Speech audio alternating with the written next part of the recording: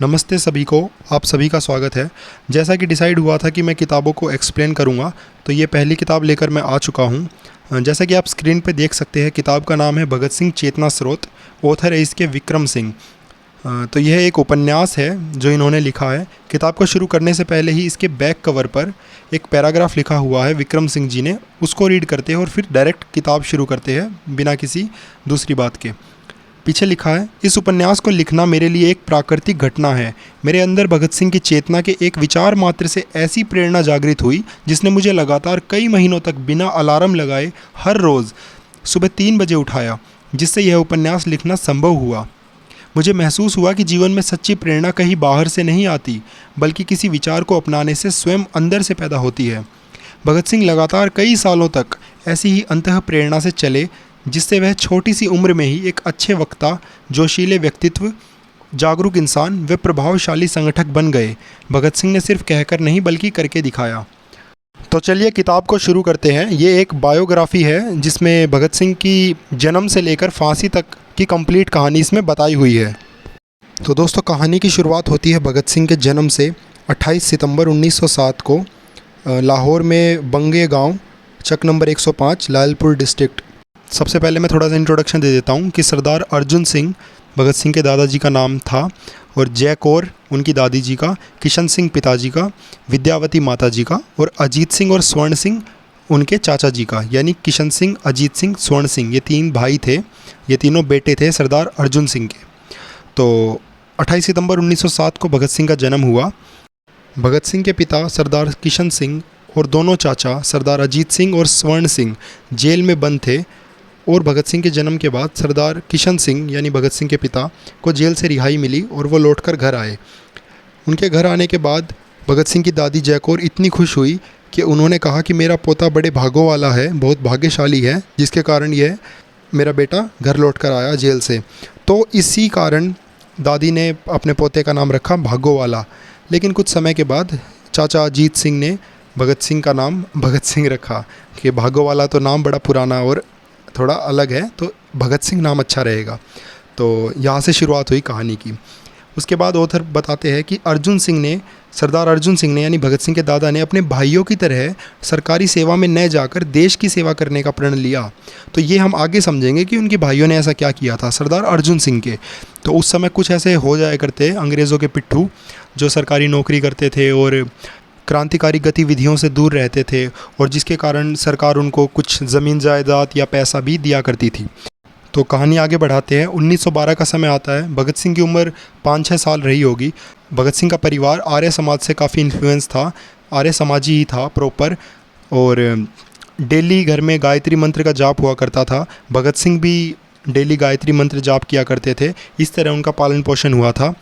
और दोस्तों, यही वो सारी बातें हैं जो हमें देखने को मिलती है कि इतनी छोटी उम्र में ही भगत सिंह के अंदर वो क्रांति के और वो विचारों के बीज पनपे, जिसके कारण आगे वो इतने बड़े विचारक और इतने महान क्रांतिकारी बन पाए।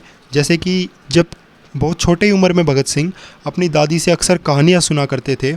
बहुत प्रेरणादायक और मीनिंगफुल कहानियाँ सुनाई जाती थी भगत सिंह को दादी जयकौर के द्वारा, जिससे वो सवाल पूछते थे, कुछ आर्ग्यूमेंट्स देती थी उनकी दादी कि भाई उन्होंने ऐसा किया, तो भगत सिंह कहते थे ऐसा क्यों नहीं किया, अच्छा ये क्यों हुआ, बहुत ही छोटी उम्र में ही। तो ये यहाँ से उनका एक विचारों का और नॉलेज का सिलसिला शुरू हुआ था। बाकी बात करें इमोशंस की, उनके अंदर इमोशन इतने ज़्यादा कैसे हुए, आगे हम फ्यूचर में देखेंगे कि कितने ज़्यादा इमोशन से भरे हुए इंसान थे वो, हर किसी का दुख समझते थे। तो वो इसलिए था क्योंकि घर में वो अपनी दोनों चाचियों को हमेशा दुखी देखते थे और उनसे बात किया करते थे, और दोनों चाचियों के कोई संतान भी नहीं थी, तो वो भगत सिंह को ही काफ़ी प्यार करती थी और लाड दुलार करती थी छोटी उम्र में ही। तो क्योंकि बाद में तो भगत सिंह ने घर भी छोड़ दिया था। सरदार अजीत सिंह की पत्नी का नाम हरनाम कौर था, और सरदार स्वर्ण सिंह की पत्नी का नाम हुकुम कौर था। सरदार अजीत सिंह ने भारत माता सोसाइटी बनाई थी, और सरदार स्वर्ण सिंह भी उनके साथ मिलकर काम करते थे अंग्रेज़ों के ख़िलाफ़। अपने देश में लाहौर में पर्चे बांटते थे ताकि लोगों को जागरूक कर सके भारत की आज़ादी के लिए, वो लोगों को समझाएं। लेकिन अंग्रेज़ों ने उनके ऊपर झूठा मुकदमा चलाया सरदार स्वर्ण सिंह के ऊपर, और उनको गिरफ़्तार कर लिया और 1.5 साल की सज़ा सुनाई। और सरदार अजीत सिंह के ऊपर भी काफ़ी मुकदमे चल रहे थे, इसलिए वो देश छोड़कर चले गए थे 26 साल की उम्र में ही, और 37 साल बाद वापस लौटे थे जब इंडिया ने फ्रीडम 1947 में वापस घर आए थे वो 37 साल बाद। और सरदार स्वर्ण सिंह को जेल में बहुत टॉर्चर किया गया और उनको बीमारी भी लग गई थी, ना उनको प्रॉपर मेडिकल फैसिलिटी मिली, ना उनको ढंग से खाना दिया गया, जिसके बाद जब वो वापस घर लौटे तो कुछ समय में ही उनका देहांत हो गया। तो वो उनकी उम्र भी काफ़ी कम थी, 23-24 साल की उम्र थी उनकी। और ये बात है 1910 की, जब भगत सिंह 3 साल के थे। तो एक चाचा तो चले गए थे बाहर और दूसरे चाचा भी शहीद हो गए थे। तो इस कारण से भगत सिंह ने दुख दर्द काफ़ी नज़दीक से देखा। वो उनकी चाची हमेशा रोती रहती थी घर में, और तभी भगत सिंह बचपन में ये बात कहने लग गए थे कि आप चिंता ना करो, मैं अंग्रेज़ों को मार भगाऊंगा। छोटे चाचा तो खैर अब वापस नहीं आ सकते, लेकिन मैं बड़े चाचा को ढूंढ कर वापस ज़रूर खोज लाऊंगा। तो ये बात भगत सिंह बचपन में ही कहने लग गए थे। अब कहानी आगे बढ़ाएं तो जो भगत सिंह का गांव था उसमें केवल कक्षा 4 तक ही स्कूल था। आगे पढ़ने के लिए या तो लायलपुर जाना होता था या लाहौर। तो पिताजी लाहौर में रहते थे, तो भगत सिंह भी वहीं शिफ्ट हो गए थे पिताजी के साथ अपनी आगे की पढ़ाई पूरी करने के लिए। तो 1918 का ये समय है, भगत सिंह 5th क्लास में थे और उनके मिड टर्म के एग्ज़ाम हुए थे। जो मिड टर्म के एग्ज़ाम होते हैं उसका रिज़ल्ट आया था। तो वो रिज़ल्ट उन्होंने पत्र लिखकर दादाजी को भी बताया था, जो चैनल पर भी अपलोड है पत्र। 22 जुलाई 1918 को उन्होंने बताया था कि मेरे 150 में से, संस्कृत में 150 में से 110 नंबर आए हैं और इंग्लिश में 150 में से 50 नंबर नहीं 68 नंबर आए हैं, सॉरी। ये बताया था कि 50 नंबर जो लाता है वो पास हो जाता है, तो 68 नंबर लाकर मैं अच्छी तरह पास हो गया हूँ, चिंता ना करना। तो ये 1918 में इतनी कम उम्र में ही, 11 साल की उम्र में ही वो पत्र लिख के दादाजी को ये सब बता रहे थे। और दादाजी के साथ तो उनका काफ़ी कम्युनिकेशन मिलेगा, इस किताब में कम है, लेकिन हम धीरे धीरे आगे उन चीज़ों को समझेंगे, कैसे भगत सिंह का कैरेक्टर बिल्ड हुआ दादाजी के थ्रू। और एक और बात, भगत सिंह के पिताजी जब वो लाहौर में रह रहे थे उस समय भी हमेशा नई नई किताबें कहानियों की या फिर अलग अलग तरह के उपन्यास, बच्चों के लिए जो किताबें होती है वो दिया करते भगत सिंह को। और भगत सिंह की पढ़ने में रुचि बन चुकी थी, वो कहानियाँ भगत सिंह पढ़ते थे, अपने स्कूल में क्लासमेट्स को भी बताते थे, और घर पर कुलबीर सिंह जो उनके भाई थे छोटे, उनको भी सुनाते थे। कुछ समय बाद ये सब प्रोसेस हो रहा था धीरे धीरे। अब आगे कहानी को बढ़ाएं तो आगे आता है 13 अप्रैल 1919, जलियांवाला बाग की घटना। तो अमृतसर में जलियांवाला बाग में सतपाल व डॉक्टर सैफुद्दीन किचलू की गिरफ्तारी के विरोध में शांतिपूर्ण सभा हो रही थी। वहाँ पर ब्रिगेडियर जनरल डायर ने गोलियां चलवाकर हज़ारों लोगों को मार डाला, हज़ारों घायल भी हुए। शहर में कर्फ्यू लगा दिया गया था, घायलों को कोई सहायता भी नहीं मिल रही थी। तो यही सब उस समय खौफनाक मंजर चल रहा था देश दुनिया में। तो इस किताब में ये लिखा हुआ है कि 3 दिन बाद दादाजी के साथ भगत सिंह अमृतसर गए। वहाँ पे कई रिश्तेदारों से हालचाल जानने के बाद वे जलियांवाला बाग गए और वहाँ से भगत सिंह खून सनी मिट्टी उठा के लाए और फिर मन ही मन में प्रण किया। तो यहाँ थोड़ी सी ये स्टोरी थोड़ी सी गलत है। भगत सिंह अकेले ही गए थे जलियांवाला बाग और उससे अगले दिन ही चले गए थे, स्कूल का नाम लेके घर से निकले थे स्कूल के लिए, बाकी घर लौट के नहीं आए थे। काफ़ी देर बाद लौट कर आए थे घर पे मिट्टी को लेकर। तो उनकी बहन के साथ भी उनकी बातचीत हुई थी, वो इस किताब में नहीं है, वो आगे हम जब और किताब देखेंगे बायोग्राफी की उसमें मिल जाएगा। कहानी आगे बढ़ाते हैं। भगत सिंह के पिता सरदार किशन सिंह भगत सिंह को बताते हैं कि लाला हरदयाल और करतार सिंह सराभा, जिन्होंने गदर पार्टी बनाई और देश के लिए सच्चा बलिदान दिया, उनकी कहानी बताते हैं। लाला हरदयाल जो इंग्लैंड जाकर यूरोप के कई देशों में उन्होंने भ्रमण किया था, और उसके बाद उन्होंने करतार सिंह सराभा, सोहन सिंह भकना, बाबा भगवान सिंह, बरकतुल्ला, हरनाम सिंह और बहुत से पंजाबी जो उनके साथी थे पार्टी में, उन सब लोगों ने मिलकर आज़ादी की लड़ाई लड़ी थी बाहर से, और वो सब आए थे इंडिया। मतलब वो इंडिया के ही थे, वो सब बाहर पढ़ने गए हुए थे या सेटल हो रखे थे। उसके बाद करतार सिंह सराभा भी गए थे अमेरिका, सैन फ्रांसिस्को भी गए थे। तो फिर भगत सिंह को जब पता चला कि करतार सिंह सराभा मात्र 19 साल की उम्र में ही उन्होंने देश के ऊपर अपनी जान न्यौछावर कर दी, तो भगत सिंह, हालांकि भगत सिंह तो इस वक्त बहुत छोटे ही है, 12-13 साल के हैं, लेकिन वो जानने के लिए इच्छुक हुए। तो पिताजी ने बताया करतार सिंह सराभा जब छोटे थे तो उनके पिताजी की मृत्यु हो गई थी, दादाजी ने उनको पाला और उन्होंने अपनी शिक्षा, जो प्रारंभिक शिक्षा थी, वो अपने गांव सराभा से ही करी जो लुधियाना में हुई थी। और पिताजी ने बताया कि करतार सिंह एक फलों के बगीचे में माली के रूप में भी काम किया था और उसके साथ साथ पढ़ाई के लिए कैलिफोर्निया विश्वविद्यालय में रसायन शास्त्र विषय में लिया था प्रवेश। तो ये बात भगत सिंह को समझा रहे थे कि बिना शिक्षा के बदलाव संभव नहीं है, कि अगर शिक्षा नए विचार ही नहीं बल्कि आत्मविश्वास भी देती है, जिससे अपने आप को दूसरों को समझाना आसान हो जाता है। तो इस कारण से भगत सिंह भी बोले कि मेरे लिए बहुत सारी पुस्तकें लेके आना और मैं भी पढ़ना चाहूँगा। ये सब किताबों में ही है और ये हकीकत में भी हुआ था। करतार सिंह सराभा नवंबर 1914 में भारत वापस आ गए थे और रास बिहारी बोस से उनकी मुलाकात हुई, परंतु चौकन्नी व चालाक अंग्रेज़ी सरकार को गदर पार्टी के षड्यंत्र की खबर मिल चुकी थी। सरकार ने गदर पार्टी के कई सदस्यों को गिरफ्तार कर लिया था। तो फिर भगत सिंह पूछते हैं कि क्या आपकी मुलाकात कभी अपने पिताजी से कि करतार सिंह सराभा से हुई थी? तो वो बताते हैं कि हाँ, गदर पार्टी के पास पैसे नहीं थे तो मैंने उनको पैसे दिए थे। मेरी मुलाकात भी हुई है करतार सिंह सराभा से, मैंने उनकी 1000 रुपये देकर मदद की थी।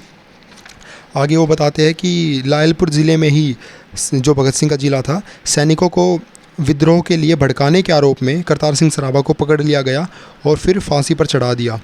तो ये पूरी कहानी सुनकर भगत सिंह को बहुत प्रेरणा मिली और भगत सिंह ने अपना रोल मॉडल, मतलब भगत सिंह मन ही मन इमेजिन करने लग गया करतार सिंह सराभा को और अपना रोल मॉडल बना लिया। और फिर उसके बाद हमेशा ही भगत सिंह करतार सिंह सराभा की फ़ोटो अपने पास रखने लगा और सबको कहता फिरता था। ये बात हम आगे भी देखेंगे, अगर इस बुक में नहीं तो किसी और बुक में दिखेगी, कि अपनी मम्मी को भी, जो माता विद्यावती जी थी, उनको बोलते थे कि ये मेरा दोस्त है, मेरा फ़िलोसोफ़र है, मेरा गाइड है, मेरा मेंटर है, ये मेरा भाई है, ये मेरा सब कुछ है, करतार सिंह सराभा। तो इससे यही सीखने को मिलता है कि अपने आदर्श ज़रूर बनाने चाहिए, जिनके जैसा हम बनना चाहते हैं उस व्यक्तित्व के बारे में हमें ज़्यादा से ज़्यादा सोचना चाहिए और ज़्यादा से ज़्यादा उसके बारे में जानना चाहिए और फिर उसी तरह व्यवहार करना चाहिए। इससे धीरे धीरे हम भी वैसे बन जाते हैं। तो ये भगत सिंह ने डेवलप किया था। थोड़े गंभीर होते चले गए थे भगत सिंह, हालांकि इन्जॉयमेंट भी भगत सिंह ने लाइफ में बहुत करी थी। वो भी हम जब संस्मरण करेंगे तब हमें पता लगेगा कि एकदम खुश मिजाज किस्म के और जिंदा दिल आदमी थे भगत सिंह। लेकिन करतार सिंह सराभा को अपना रोल मॉडल बनाने के बाद काफ़ी सीरियस हो गए थे भगत सिंह। अपने गोल को लेकर एक क्लैरिटी मिल गई थी और पढ़ने पर उन्होंने पहले से भी ज़्यादा ज़ोर दे दिया था। कहानी आगे बढ़ाए तो 1922 का समय आता है। 5 फरवरी 1922 को चौरी चौरा में हड़ताल थी। स्थानीय लोग वहाँ पर जुलूस निकाल रहे थे और आमने सामने पुलिस और आंदोलनकारी की थोड़ी कुछ कहा सुनी हुई बहस हुई, जिस कारण पुलिस ने 6 आंदोलनकारियों को गोली मार दी थी और फिर भीड़ जो है थोड़ा भड़क गई थी और पुलिस स्टेशन में ही, जो पुलिस चौकी थी, उसमें आग लगा दी थी। 22 पुलिसकर्मी जलकर मर गए थे। ये सब तो इतिहास में पढ़ा ही हुआ है। जिसके बाद 12 फरवरी 1922 को गांधी जी ने असहयोग आंदोलन बंद कर दिया था। इस खबर से पूरे देश में निराशा छा गई थी और भगत सिंह को भी काफ़ी दुख हुआ था ये खबर सुन के। तो कहानी आगे बढ़ाएं तो 1923 का समय आता है। भगत सिंह ने लाहौर में नेशनल कॉलेज में दाखिला लिया था।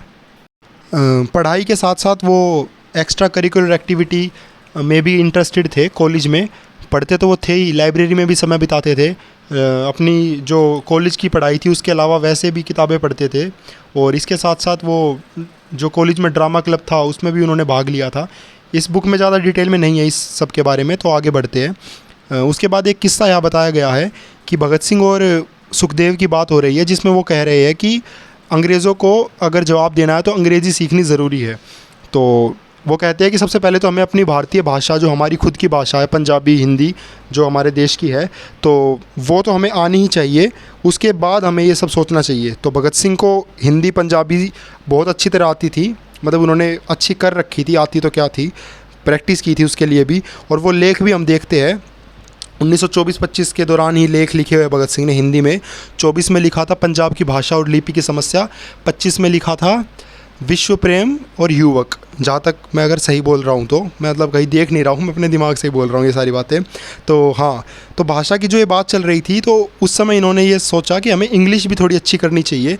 तो भगत सिंह ने कॉलेज में जाके पढ़ने पे ज़्यादा जोर दिया और कोशिश करी थोड़ी कम्युनिकेशन स्किल्स भी मैं इम्प्रूव करूँ इंग्लिश में। तो 1923 के बाद की ही सारी बातें हैं, मतलब थोड़ा इंग्लिश की तरफ झुकाव ज़्यादा हो गया था। वो डिक्शनरी रखने लग गए थे अपने पास ट्रांसलेट करने के लिए और मीनिंग देखने के लिए, जो भी किताबें पढ़ते थे उसमें।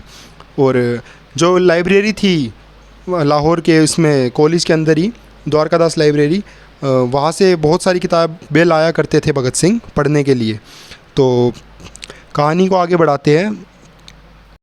बुक में भी ये लिखा हुआ है कि भगत सिंह लाइब्रेरी में बहुत ज़्यादा वक्त बिताते थे और वो बहुत सारी जानकारी हासिल करना चाहते थे भारत के इतिहास के बारे में, जो वर्ल्ड हिस्ट्री है उसके बारे में, और कैसे अलग अलग देशों में क्रांति चल रही है या फिर हो चुकी है, किस तरह बाकी की दुनिया, किस तरह बाकी के जो देश हैं वो कैसे क्रांति के लिए, अपनी आज़ादी के लिए लड़ाई लड़ रहे हैं, कौन से विचार उठ रहे हैं, वो सब देखते थे। और हिस्ट्री पे ख़ास तौर पे भगत सिंह का जोर था। और यहाँ भाई परमानंद का भी नाम है। तो भाई परमानंद इतिहास के अध्यापक थे कॉलेज में, जो कि भगत सिंह से काफ़ी क्लोज थे और इनका काफ़ी इंटरेक्शन होता रहता था। भगत सिंह बहुत सारे सवाल पूछते थे भाई परमानंद से। उसके बाद 1923 में ही, आखिरी के कुछ महीनों की ये बात होंगी, भगत सिंह के परिवार में ख़ास तौर पे दादी जय कौर जो थी, उनके मन में एक ख़्याल आया कि आजकल ये किताबों में घुसा रहता है और जब देखो क्रांति की बातें करता रहता है। तो अब उनको डर लग रहा है, क्योंकि उनकी पहले ही जो उनके बेटे हैं अजीत सिंह, वो बाहर है, उनका कुछ अता पता नहीं है कि वो ज़िंदा है भी या नहीं। दूसरे बेटे थे सरदार स्वर्ण सिंह, वो शहीद हो चुके हैं, उनका देहांत हो चुका है। तो इनको डर भी है कि कहीं मतलब कुछ भगत सिंह के साथ भी ऐसा ना हो। तो घर में शादी की बात चलाते हैं और एक मतलब रिश्ता भी आया हुआ था, तो ये कंफर्म कर देते हैं कि ठीक है, कंफर्म कर दिया। जब भगत सिंह कॉलेज से लौटकर घर आते हैं और उनको पता चलता है ऐसे ऐसे घर में शादी की बात चल रही है, तो पहले तो वो अपने खूब तर्क लगाते हैं कि नहीं, बताते हैं अपने पिताजी को और अपनी माताजी को, दादा दादी को, कि नहीं मुझे नहीं करनी शादी। उसका रीज़न देते हैं कि अभी जिस रास्ते पे मैं हूँ, अभी मैं पढ़ना चाहता हूँ और उसके बाद मैं देख लूँगा। थोड़ा बहाने मारते हैं कि कुछ समय बाद कर लेना ये वो, लेकिन असल में तो उनको करनी ही नहीं थी। वो क्लियर थे माइंड में तो उस समय तक तो, कि मुझे कुछ ना कुछ तो कुछ बड़ा ही करने जाना है अभी, जो कि अब तक नहीं किया लाइफ में। तो मना करते हैं, लेकिन घर वाले नहीं मानते हैं। और वो मानते भी इसीलिए नहीं है, शादी इसीलिए करवाना चाहते थे ताकि ये सब थोड़ा इसके दिमाग से निकल जाए और घर गृहस्थी में घुस जाए। लेकिन जब भगत सिंह के तर्क नहीं चले, तो भगत सिंह के समझ आ गया था कि यहाँ ज़्यादा कुछ बताने की ज़रूरत नहीं है, मुझे यहाँ से निकल जाना चाहिए घर छोड़कर। घर छोड़ने से पहले भगत सिंह ने पिताजी के नाम एक पत्र लिखा था। वो पत्र भी मैंने अपलोड किया हुआ है। उसमें यही लिखते हैं कि मेरी ज़िंदगी मकसद आला यानी आज़ादी हिंद के असूल के लिए मतलब कुर्बान हो चुकी है। मेरी ज़िंदगी में ये जितने भी आराम और दुनियावी ख्वाहिशात, ये सब मेरी ज़िंदगी में कोई मायने नहीं रखते। और फिर ये भी याद दिलाते हैं पिताजी को कि आपको याद होगा कि दादाजी ने यज्ञोपवीत के वक्त मुझे देश के नाम कर दिया था, तो मैं अपना फ़र्ज़ जो है वो निभाने के लिए जा रहा हूँ, मुझे माफ़ करना। ये पत्र लिखा। बाकी इस किताब में लिखा हुआ है कि रात के अंधियारे में चौबारे से धीरे धीरे नीचे उतरकर भगत सिंह चल दिए घर छोड़कर अपनी एक नई मंजिल की ओर। लेकिन मैं बताऊं तो ये करेक्ट नहीं है। भगत सिंह रात के अंधियारे में छुप के नहीं गए थे, भगत सिंह सबकी आंखों के सामने से गए थे। अब आप सोचोगे सबके सामने से कैसे जाएंगे और फिर पत्र क्यों लिखा अगर सबके सामने से जाना होता तो वो कहानी मैं आगे बताऊँगा, यहाँ लंबी हो जाएगी। किसी और किताब में अगर पॉसिबल हुआ, किसी और किताब में ये मेंशन हुई तो मैं बता दूंगा, नहीं तो मैं बताऊंगा कि मुझे कैसे पता है। वो सबके सामने से ही गए थे भगत सिंह, सबको बताते हुए, लेकिन बताया कुछ और था, वो है कहानी। तो चलिए कहानी को अब आगे बढ़ाते हैं। घर से भागकर भगत सिंह कानपुर में गणेश शंकर विद्यार्थी जी के पास आ गए। गणेश शंकर विद्यार्थी जी का कानपुर में बहुत सम्मान था। वे देशभक्त, अच्छे पत्रकार व जाने माने समाज सेवक थे। गणेश शंकर जी 1890 में ग्वालियर में जन्मे थे। हाई स्कूल की शिक्षा प्राप्त करने के बाद वे ग्वालियर से कानपुर आ गए और वहाँ पर क्लर्क के रूप में काम करने लगे और उसके बाद एक स्कूल में अध्यापन का काम किया। अध्यापन के साथ साथ लेखन का काम भी शुरू किया। गणेश शंकर ने अपना कलमसार नाम विद्यार्थी अर्थात ज्ञान को तलाशने वाला रखा। कानपुर की एक मुख्य मासिक पत्रिका के उप संपादक बने और थोड़े दिनों बाद अपने ही क्रांतिकारी साप्ताहिक पेपर प्रताप की शुरुआत की।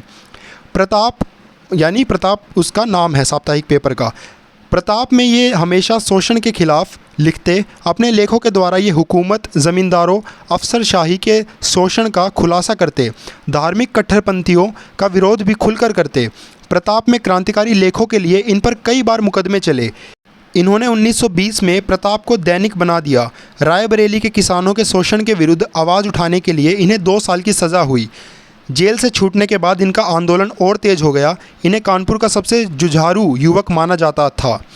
तो प्रताप बहुत इम्पोर्टेंट है, और गणेश शंकर विद्यार्थी जी ने ही भगत सिंह को उनकी जो राइटिंग स्किल्स थी वो इम्प्रूव करने में मदद करी, उनको लिखना सिखाया। और प्रताप में भगत सिंह ने काफ़ी लेख भी लिखे गणेश शंकर विद्यार्थी जी के ही कारण, और वो मैं आगे बताऊंगा कौन कौन से लेख लिखे। कहानी को आगे बढ़ाते हैं। मतलब भगत सिंह घर से भागकर इनके पास आ गए थे, गणेश शंकर विद्यार्थी जी के पास। गणेश शंकर विद्यार्थी जी ने ही कहा था कि भगत सिंह को कि अगर देश प्रेम का जज्बा तुम्हारे अंदर है तो उसे बाहर निकालो, लोगों तक अपनी बात पहुंचाओ, समाचार पत्रों में लेख लिखो, पर्चे तैयार करो और आवाम को जगाओ। और फिर उसके बाद ही भगत सिंह ने एक बार पूछा भी था कि आयरलैंड की तरह क्या हम भी आज़ादी प्राप्त कर सकते हैं। कहानी में आगे चलते हैं। बटुकेश्वर दत्त की यहाँ एंट्री होती है दोस्तों। बटुकेश्वर दत्त वही है जो भगत सिंह के साथ दिल्ली असेंबली में बम फेंकने जो गए थे, वो बटुकेश्वर दत्त। तो बटुकेश्वर दत्त आते हैं विद्यार्थी जी के पास और एक किताब लौटाते हैं। किताब का नाम था माई फाइट फॉर आयरिश फ्रीडम, और ये कहते हैं कि लीजिए विद्यार्थी जी, मैंने पढ़ ली। और फिर ये किताब विद्यार्थी जी भगत सिंह को दे देते हैं कि अब इसको तुम पढ़ो, और फिर इंट्रोड्यूस करवाते हैं आपस में। इनकी दोस्ती हो जाती है भगत सिंह और बटुकेश्वर दत्त की। तो ये जो किताब है ये डॉन ब्रीन की है, माई फाइट फॉर आयरिश फ्रीडम। जैसा कि किताब के नाम से ही समझ आ रहा है, माई फाइट फॉर आयरिश फ्रीडम, कि जो आयरलैंड की फ्रीडम के लिए, आज़ादी के लिए मेरी जो फ़ाइट है। तो भगत सिंह ने उसी रात ये किताब पढ़ डाली और समझा कि आयरलैंड में गुरिल्ला युद्ध करके उन्होंने कैसे आज़ादी ली, डॉन ब्रीन की तरह। डॉन ब्रीन ने मतलब, और उनकी स्टोरी भी समझी, क्या रहा क्या नहीं। तो भगत सिंह ने सोच लिया कि मैं इस किताब का हिंदी अनुवाद करूँगा, हिंदी में ट्रांसलेट करूँगा, ताकि बाकी जो क्रांतिकारी है वो भी इन विचारों को समझ सके किताब पढ़कर। और भगत सिंह ने ये बात बताई बी के दत्त को कि मैं इस किताब को हिंदी में ट्रांसलेट करूँगा। बी के दत्त ने कहा बिल्कुल अच्छी बात है, करनी चाहिए। उसके बाद बी के दत्त और भगत सिंह सान्याल जी से मिलने गए। सान्याल जी देश के जाने माने क्रांतिकारी है, और क्रांतिकारियों के भी क्रांतिकारी है सान्याल जी, क्योंकि बहुत सारे क्रांतिकारी उनसे ही प्रेरणा लेकर आगे बढ़े थे। यहाँ तक कि चंद्रशेखर आज़ाद का भी व्यक्तित्व बनाने में उनका बहुत बड़ा योगदान था। और जो शुरुआत के क्रांतिकारी थे सचिंद्रनाथ सान्याल, और इनके साथ थे राम प्रसाद बिस्मिल, अशफाक उल्लाह खान, ये सब इन्होंने HRA बनाई थी, हिंदुस्तान रिपब्लिकन एसोसिएशन। तो अब भगत सिंह इस पार्टी से जाकर जुड़ गए थे। और थोड़ा सा इसका इतिहास के बारे में भी लिखा हुआ है कि 1915 में गदर पार्टी की गतिविधियों में उन्होंने बढ़ चढ़कर भाग लिया। सान्याल जी ने करतार सिंह सराभा के साथ भी काम किया, और रास बिहारी बोस के जापान चले जाने के बाद वे क्रांतिकारियों के सबसे बड़े नेता बचे हैं। फिर यहीं HRA में ही भगत सिंह की मुलाकात होती है सान्याल जी के थ्रू चंद्रशेखर आज़ाद से। और जो बाकी के कॉमरेड्स थे इनके, विजय कुमार सिन्हा और शिव वर्मा, कॉमरेड जयदेव कपूर, कॉमरेड अजय घोष, इन सब की मुलाकात होती है और काफ़ी अच्छी मित्रता हो जाती है। अब भगत सिंह इनके साथ डिस्कशन भी करते हैं, जो किताबें भगत सिंह पढ़ते हैं उनके बारे में इनको अपनी राय बताते हैं, और बदले में फिर इनसे इनकी राय समझते हैं और फिर डिस्कशन करते हैं। अब कानपुर में सुबह जल्दी उठकर भगत सिंह दैनिक अखबार प्रताप को बंटवाने का प्रबंध करते। फिर उसके बाद इसकी खबरों व लेखों पर विद्यार्थी जी के साथ विचार विमर्श भी करते, और रात को माई फाइट फॉर आयरिश फ्रीडम का अनुवाद करते। कभी कभी प्रताप के लिए लेख भी लिखते। तो जैसे मैंने बताया था कि लेख भगत सिंह ने लिखे हैं प्रताप के लिए। कुछ समय बाद घर से संदेश मिला कि दादी की तबीयत ठीक नहीं है, इसलिए भगत सिंह घर वापस चले गए। घर आने के बाद परिवार में सब लोग खुश होते हैं भगत सिंह को देखकर, और पिताजी चाहते थे कि अब भगत सिंह घर में ही रहे, वापस ना जाए। इसलिए भगत सिंह को लेकर वो कांग्रेस अधिवेशन में जाते हैं। वहाँ पर निर्लंब स्वामी भी आए हुए थे, जिनकी प्रेरणा से खुद किशन सिंह देश की सेवा में समर्पित हुए थे। निर्लंब स्वामी के बारे में अगर मैं 2 मिनट लेकर बताऊं तो उनका असली नाम जतिन दास बैनर्जी था, जो कि बंगाल में 1871 में उनका जन्म हुआ था, और कलकत्ता में उन्होंने पढ़ाई करी थी, और उसके बाद क्रांति के रास्ते पर निकल पड़े थे। और बड़ौदा में इनकी मुलाकात हुई थी अरविंद घोष से। इन सब के नाम आपने इतिहास में ज़रूर पढ़े होंगे, सुने होंगे, लेकिन जिनका बैकग्राउंड नहीं होता उनके लिए मुश्किल होता है, इसलिए मैं बस शॉर्ट में इसके बारे में बता रहा हूँ। हमें इनका नाम लेना ज़रूरी होता है, क्योंकि इतिहास में नहीं पढ़ाया जाता, फिर हम यही बात क्रिटिसाइज़ करते हैं और हम सोच कर भी यही छोड़ देंगे तो फिर क्या फ़ायदा। तो जैसा कि मैंने बताया, उनकी मुलाकात अरविंद घोष से हुई, जो इनकी शारीरिक क्षमता से बहुत प्रभावित हुए और बड़ौदा के राजा से सिफारिश की कि वे जतिन को अपनी सेना में भर्ती कर लें। बड़ौदा महाराज ने इनको रक्षक के रूप में रख लिया था। बाद में अरविंद घोष के कहने पर जतिन वापस कलकत्ता चले गए और अनुशीलन समिति में भाग लेने लगे। उसके बाद बात करें तो 30 अप्रैल 1908 में अलीपुर बम हत्याकांड हुआ, जिसमें बम मजिस्ट्रेट किंग्सफोर्ड की बग्गी की बजाय साथ चल रही बग्गी पर जाकर गिरा। उसमें सवार 2 महिलाओं की मौत हो गई। इस घटना के बाद बंगाल के क्रांतिकारियों पर सरकार टूटकर पड़ी और उन्हें लगभग ख़त्म कर दिया। क्रांतिकारियों के ऊपर हुए अत्याचार से जतिन दास का मन संसार से उठ गया और वो अपनी पत्नी और बेटी को छोड़कर उन्होंने संन्यास ले लिया। देश में भ्रमण करने लगे। वह वाराणसी के सोहम स्वामी के शिष्य बने। उन्होंने इनका नाम बदलकर निर्लंभ स्वामी रख दिया। तो ये इनका थोड़ा सा मैंने बताया। निर्लंभ स्वामी हमेशा ही युवाओं का मार्गदर्शन करते रहते थे और बहुत से कांग्रेसी नेता भी और बंगाल के युवा नेता भी इनसे मार्गदर्शन लेते रहते थे। और फिर भगत सिंह की मुलाकात हुई इनसे। निर्लंब स्वामी बड़े खुश हुए भगत सिंह से मिलकर और फिर थोड़ी देर बाद वहाँ पर सुभाष चंद्र बोस भी आए और निर्लंब स्वामी ने इंट्रोड्यूस करवाया सुभाष चंद्र बोस को भगत सिंह से और बताया भगत सिंह को कि ये सुभाष बोस है और ये लंदन जाकर पढ़े हैं और जो कठिनतम परीक्षा होती है ICS, जो आजकल UPSC सिविल सर्विसेज एग्जामिनेशन वाली परीक्षा, वो इन्होंने पास कर ली थी, लेकिन फिर देश की आज़ादी के लिए ICS को छोड़ दिया और कांग्रेस में शामिल हो गए। फिर थोड़ी देर बाद वहाँ जवाहरलाल नेहरू भी आए निर्लंब स्वामी से मिलने। फिर भगत सिंह से भी इनकी बातचीत हुई और बताया कि सुभाष, जवाहरलाल नेहरू, मतलब भगत सिंह को समझाया ये कि और गांधी जी भी शिक्षा लंदन से प्राप्त कर आए हैं, इसलिए अगर देश के लिए कुछ विशेष करना चाहते हो तो उच्च शिक्षा प्राप्त करो। और भगत सिंह को कहा कि अगर पॉसिबल हो तो तुम भी बाहर जाकर, विदेश में जाकर पढ़ाई करके आओ। तो फिर भगत सिंह को एक किताब भी दी, कॉमन सेंस, निर्लंब स्वामी ने, जो उनकी ही किताब है कॉमन सेंस। इस किताब का जिक्र भगत सिंह अपने लेख why I am an atheist, मैं नास्तिक क्यों हूँ में भी करते हैं और इस किताब के बारे में कुछ बताते भी हैं कि इस बुक में भी लिखा है कि सब कुछ प्रकृति पर आधारित होता है। आज हम जहाँ हैं वस्तुतः वह कल किए गए कार्यों के कारण है। ईश्वर कुछ नियंत्रित नहीं करता, मनुष्य करता है। ये सब इस किताब में लिखा हुआ है और यही बात भगत सिंह भी बताते हैं अपने लेख में कि ये थोड़ी थोड़ी नास्तिकता के ऊपर है, लेकिन अपने आप में कुछ अधूरी सी है। ये पूरी तरह नहीं बात करती नास्तिकता की, लेकिन भगत सिंह थोड़ा डिटेल में बात करते हैं और इस ईश्वर वाले फैक्टर को, ईश्वर वाले चीज़ को एकदम जड़ से हटा देते हैं कि कहते हैं कि मैं प्रकृति में विश्वास करता हूँ। तो खैर इस बात की चर्चा आगे करेंगे। जो किताब थी माई फाइट फॉर आयरिश फ्रीडम, उसका अनुवाद भगत सिंह ने कर दिया था, उसका ट्रांसलेशन, और ये किताब अपने दोस्तों को दी थी कि पढ़ो। और फिर उसके बाद जब भगत सिंह का डेली नई नई किताबें पढ़ते रहते थे भगत सिंह, आगे कहानी बढ़ाएं तो एक नाभा रियासत का इसमें ज़िक्र है इस किताब में और एक ननकाना साहिब का, जो पूरी तरह इस किताब में नहीं बताया हुआ। मैं बता सकता हूँ वो क्या था। वो ये था 1921 का समय था, 20 फरवरी 1921, जो ननकाना साहिब है जहाँ गुरु नानक जी का बर्थ प्लेस है, उस गुरुद्वारे में महंत नारायण दास थे जो अंग्रेज़ों का पिट्ठू था और वो अपनी शक्ति के नशे में भ्रष्ट हो चुका था बिल्कुल, और उसके ऊपर बलात्कार के भी आरोप थे और मतलब उसने किया भी था ये सब, और वो वैश्या नचाता था गुरुद्वारे में, मतलब उसने अपने अय्याशी के ठिकाने बना लिया था गुरुद्वारा। तो उसके बाद एक जो सिखों का जत्था था, 150 सिख थे कम से कम, और अब उसके ऊपर भी अलग अलग कहानियाँ हैं। कोई कहता है कि नहीं वो उसके अगेंस्ट भी नहीं जा रहे थे, वो तो बस अपना जो अमृत छकाते हैं बस वो करने जा रहे थे और गुरु ग्रंथ साहिब पढ़ रहे थे ननकाना साहिब में।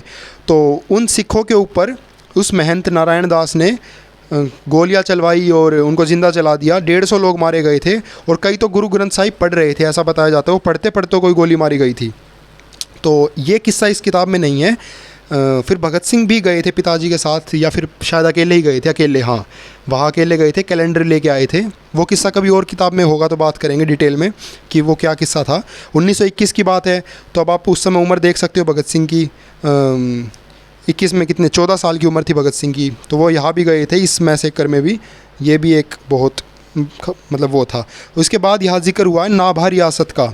तो नाभा रियासत के महाराज थे रिपुदमन, जो कि ननकाना साहिब के 20 फरवरी 1921, जो भी मैंने बताया, उस दिन को बरसी को काला दिन घोषित कर दिया था। और अंग्रेज़ी सरकार ने उनको गद्दी से हटा दिया, नाभा रियासत के महाराजा को, क्योंकि अंग्रेज़ सरकार उनके सपोर्ट में ही थे, महंत नारायण दास के। और महंत नारायण दास अंग्रेज़ों का ही पिट्ठू था, तो उसके अगेंस्ट कोई बोल रहा है तो उनको रिटायर कर दिया था या ट्रांसफ़र कर दिया था, कुछ ऐसा किया था, गद्दी से हटा दिया था नाभा रियासत की। तो उसके सपोर्ट में कई लोग जो सिख थे वो जत्थे निकाल रहे थे उनके सपोर्ट में, और वो लाहौर से गुज़र रहे थे। तो वो भगत सिंह के गांव का भी नंबर आया था कि लाहौर के बंगे गांव से भी हम गुजरेंगे। तब किशन सिंह के लिए ये बात बोली गई थी कि आप प्लीज़ इनको इनके खाने पीने का बंदोबस्त करवा देना जो ये जत्थे निकलेंगे यहाँ से। तो ये जिम्मेदारी भगत सिंह की दी गई थी। लेकिन जैसा कि मैंने स्टार्टिंग में बताया था कि सरदार अर्जुन सिंह का एक परिवार, सरदार अर्जुन सिंह का एक भाई जो है वो अंग्रेज़ों का पिट्ठू बन गया था। तो उस भाई का ही बेटा था दिलबाग सिंह, उसने ही ये ड्यूटी ली थी कि मैं नहीं होने दूंगा, टेंशन मत लो, अंग्रेज़ों से कहा था। और उसी के घर परिवार में भगत सिंह जिसने ये ड्यूटी ली थी कि मैं उनको खाना पीना खिलाऊंगा, उन सिखों के जत्थे को रात को उनके रहने की व्यवस्था करवाऊंगा अपने खेतों में, और सुबह अच्छी तरह यहाँ से अलविदा करूंगा जो प्रोटेस्ट कर रहे हैं, या फिर आप कुछ भी समझ सकते हैं। तो ये आप समझिए कि दिलबाग सिंह उनका नाम था, वो ये जिम्मेदारी ले रहे हैं, अंग्रेज़ों को बता रहे हैं कि आप टेंशन मत लीजिए, मैं उनको नहीं आने दूंगा अपने गांव में और भगा दूंगा, अगर आए तो गिरफ्तार कर लूँगा या फिर कुछ भी मैं कार्रवाई करूंगा। और भगत सिंह कह रहे हैं कि नहीं, मैं हूँ यहाँ पर। 1923-24 की एक बात है, भगत सिंह अभी इतने बड़े भी नहीं हुए, लेकिन फिर भी कह रहे हैं कि मैं उनको अच्छी तरह खाना पीना खिलाऊंगा। और हुआ भी यही कि वो जत्था आया, भगत सिंह ने उनके रुकने की व्यवस्था करी, रात भर उनको खाना पीना खिलाया और सुबह नाश्ता पानी करवा के उनको अच्छी तरह वहाँ से भेजा। और मतलब भगत सिंह ने उसमें भाषण भी दिया था सबके सामने, और काफ़ी मोटिवेट किया था और उनका धन्यवाद किया था सिख जत्थों का कि आप अंग्रेज़ों के विरुद्ध ये जो मोर्चा निकाल रहे हो, बहुत अच्छी बात है, आप घर में नहीं बैठे, आप कुछ कर रहे हो। फिर कहानी आगे बढ़ाएं तो भगत सिंह कानपुर आ गए। 1924 का ये समय होगा। सान्याल जी को बंगा की पूरी जानकारी दी भगत सिंह ने। सान्याल जी बड़े खुश हुए कि भगत सिंह ने बताया कि मैंने ये सब कुछ शांतिपूर्ण तरीके से करवाया। तो उसके बाद भगत सिंह एक जत्थे के साथ नाभा के मुख्य गुरुद्वारे की तरफ चले, यानी भगत सिंह भी गुरुद्वारे में गए थे बाद में। और इस किताब में तो ज़्यादा कुछ नहीं है, लेकिन मैं बताऊं, जब हम संस्मरण करेंगे या कोई और बायोग्राफी देखेंगे तो हम देखेंगे कि 1924 के समय में ही भगत सिंह ने गंगा के तटों पर, मतलब कानपुर में गंगा के तटों पर बसे शहरों पर बाढ़ आ गई थी। तो भगत सिंह और बटुकेश्वर दत्त ने दोनों ने साथ मिलकर बाढ़ग्रस्त जो इलाका था वहाँ लोगों की मदद करी, उनको खाना पहुँचाया और बाढ़ से लोगों को निकाला। उसके अलावा और भी कई ऐसे काम करे मानव सेवा के, जो हम आगे देखेंगे आगे किताबों में, इस वीडियो में तो नहीं क्योंकि इस किताब में कम है। तो मैंने बताया था आपको स्टार्टिंग में ही, मैं किताब के अंदर रहकर ही बात करूँगा, कुछ एक पॉइंट्स ही अपनी तरफ से जोड़ूंगा क्योंकि समय कम है, बातें बहुत ज़्यादा है भगत सिंह के लिए। तो आगे बात करें तो आगे लिखा हुआ है कि सान्याल जी ने भगत सिंह के अंदर बदलाव को देखा कि भगत सिंह के सारे आयाम खुलने लगे हैं। वह हर वक्त और हर परिवेश में खुश रहता है, वह वर्तमान में जीता है, और मतलब उसको कोई प्रॉब्लम भी नहीं होती, भले ही खाना ना मिले, एक टाइम खाना ना खाए या कुछ दिक्कत हो, वो तब भी खुश रहता है। जिस टाइम खाना मिलेगा उस टाइम इतना खुश होकर खाएगा, अपने बराबर वाले की थाली से भी खा लेगा। मतलब इस तरह से जैसे लाइफ बिल्कुल नॉर्मल चल रही हो, लेकिन नॉर्मल नहीं थी बिल्कुल। मतलब हर चीज़ की किल्लत रहती थी, पैसे की डर रहता था, क्रांतिकारी मतलब सारा माहौल था, तो ये डर था कि कभी अंग्रेज़ जो है पुलिस पकड़ ना ले। उसके बावजूद भी भगत सिंह खुश रहते थे, वो यहाँ बताने की कोशिश की जा रही है। उसके बाद भगत सिंह दिल्ली आ गए। प्रताप में किया हुआ काम बहुत लाभकारी सिद्ध हुआ। भगत सिंह वीर अर्जुन के कार्यालय में पहुँचे। भगत सिंह ने अपना नाम बलवंत सिंह रखा और यहाँ पर वीर अर्जुन में लेख लिखते रहे। जो वीर अर्जुन से थोड़ी बहुत कमाई प्राप्त होती, उससे अपना काम चलाते। कहानी आगे बढ़ाएं तो 1926 का समय आता है। भगत सिंह फिर से कानपुर आ गए। फरवरी 1926 में अंग्रेज़ों ने 6 बब्बर अकाली वीरों को फांसी पर लटका दिया था। 18.5 वर्षीय भगत सिंह ने इस आंदोलन को समझाते हुए लेख लिखा, जिसमें इन 6 शहीदों को श्रद्धांजलि भी दी। और लेख से भगत सिंह की मेंटल स्टेट का भी पता चलता है। लेख का नाम है होली के दिन रक्त के छींटे। ये मेरे चैनल पर ऑलरेडी अपलोड भी है, आप चाहें तो सुन सकते हैं या फिर पढ़ भी सकते हैं। अब आगे बात करें तो काकोरी की घटना तो आप सभी को पता होगी, जो 4 क्रांतिकारियों को फांसी हुई थी। दिसंबर 1927, 17 तारीख को कॉमरेड राजेंद्र लाहिड़ी व 19 तारीख को अशफाकुल्ला खान, रोशन सिंह और राम प्रसाद बिस्मिल वीरगति को प्राप्त हुए थे।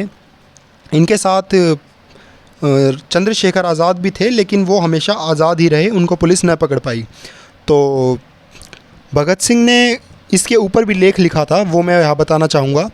1927 में भगत सिंह ने लेख लिखा काकोरी के वीरों से परिचय, और 1928 में लिखा काकोरी के शहीदों की फांसी के हालात। 1927 की एक बहुत महत्वपूर्ण घटना है जो इस किताब में उसका जिक्र नहीं किया गया। तो जब भगत सिंह ने ये लेख लिखा था विद्रोही के नाम से, काकोरी के वीरों से परिचय, 1927 में मई के महीने में लिखा था, और उस लेख के छपते ही भगत सिंह की गिरफ्तारी हो गई थी। ये भगत सिंह की पहली गिरफ्तारी है जो दशहरा बम कांड की वजह से हुई थी। ये भगत सिंह के ऊपर झूठा आरोप लगाया गया था कि उन्होंने भीड़ के ऊपर बम फेंका है।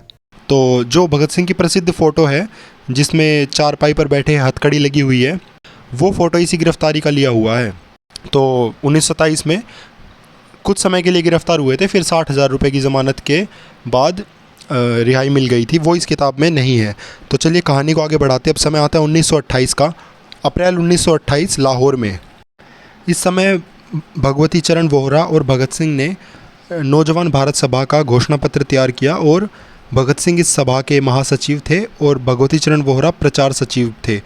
असल में भगत सिंह और भगवती चरण वोहरा ने नौजवानों और विद्यार्थियों को संगठित करने के प्रयास 1926 में ही शुरू कर दिए थे, या फिर उससे भी पहले से ही कर दिए थे, और एक संगठित रूप से 1926 से शुरू कर दिए थे। 1928 में घोषणा पत्र लिखा गया। इसमें कई बातें भगत सिंह ने पॉइंट आउट करी, और उनको सब लोगों को, जितने भी क्रांतिकारी थे, अपना विज़न बताया। तो भगत सिंह ने कहा कि धार्मिक अंधविश्वास और कट्टरता हमारी प्रगति में सबसे बड़ी रुकावट है, इसलिए हमें इससे बाहर निकलना होगा। जो धार्मिक अंधविश्वास हमारे देश में ख़ास तौर पर सदियों से चलता आ रहा है, उसे निकलना होगा हमें बाहर। जो चीज़ स्वतंत्र प्रेरणा को रोकती है उसे ख़त्म होना होगा। हमें अपनी कमज़ोरियों को पहचानना है। हिंदुओं के अंधविश्वास, मुसलमानों की कट्टरता और सभी वर्गों की छोटी सोच की वजह से हम हमेशा से अंग्रेज़ों द्वारा शोषित होते आए हैं। क्या हमें यह महसूस कराने के लिए कि हम गुलाम हैं और हमें आज़ाद होना चाहिए, किसी दैवी ज्ञान या आकाशवाणी की आवश्यकता है? ये सब भगत सिंह घोषणा पत्र में लिखते हैं, और बाकी डिबेट, डिस्कशन और अपने स्पीच में भी सबके सामने भी ये बात दोहराते हैं। क्या हम अवसर की प्रतीक्षा करेंगे कि कोई आए जो हमें महसूस कराए कि हम दलित लोग हैं? ये भगत सिंह बोलते हैं। क्या हम इस इंतज़ार में बैठे रहेंगे कि कोई देवी सहायता आ जाए या फिर कोई जादू हो जाए कि हम आज़ाद हो जाएंगे? क्या हम आज़ादी के बुनियादी सिद्धांतों से अपरिचित है? जिन्हें आज़ाद होना है उन्हें स्वयं चोट करनी पड़ेगी। नौजवानों जागो और उठो, हम काफ़ी देर सो चुके। हमारी लड़ाई अपनी ही दुर्बलता के खिलाफ है। अंग्रेज़ और इनके पिट्ठू जो भारतीय ही है, लेकिन वो हमारी कमज़ोरियों का फ़ायदा बहुत ज़्यादा उठा रहे हैं और अपना स्वार्थ पूरा कर रहे हैं। ये भगत सिंह लिख रहे थे। और नौजवान भारत सभा का उद्देश्य बताते हुए भगत सिंह कहते हैं कि हमारा उद्देश्य समाज में समानता लाना है। समानता सच्ची आज़ादी या स्वराज से प्राप्त होगी। उस स्वराज में जनता की भागीदारी होगी। और भगत सिंह कहते हैं कि स्वराज होगा 90% लोगों का और 90% लोगों के द्वारा, यानी स्वराज जनता के लिए और जनता के द्वारा।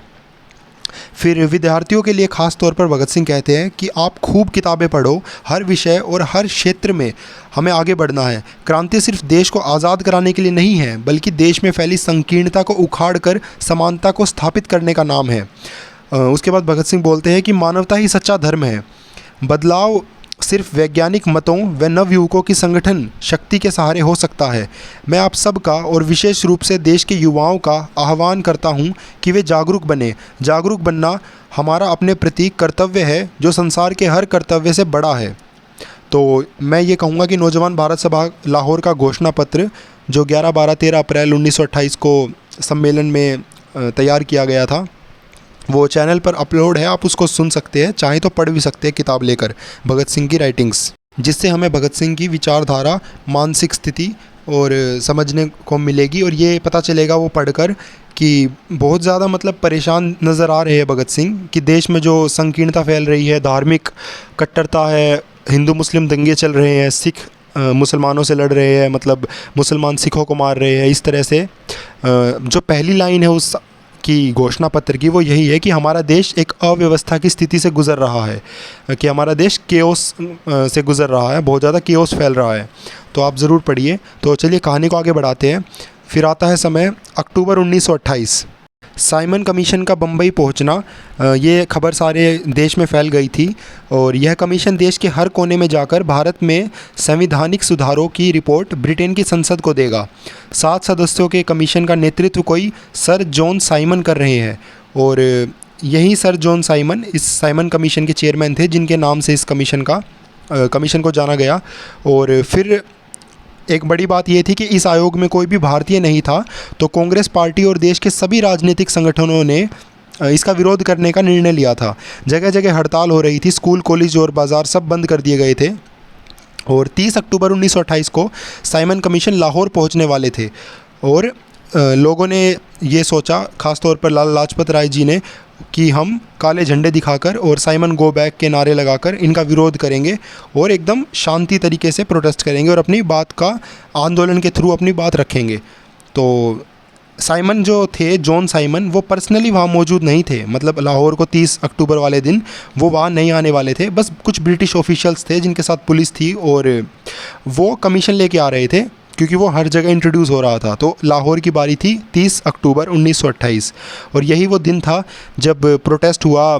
तो लाला लाजपत राय जी के साथ कुछ और देशभक्त और क्रांतिकारी भी मौजूद थे और वहाँ जेम्स कोट थे जो पुलिस अधीक्षक थे, यानी सुपरिटेंडेंट ऑफ पुलिस, और जेपी सॉन्डर्स भी थे जो डिप्टी सुपरिटेंडेंट ऑफ पुलिस थे। तो उन्होंने लाला जी के ऊपर लाठी चार्ज का हुक्म दिया था, जेम्स कोट ने, और सॉन्डर्स ने लाठी मारी थी।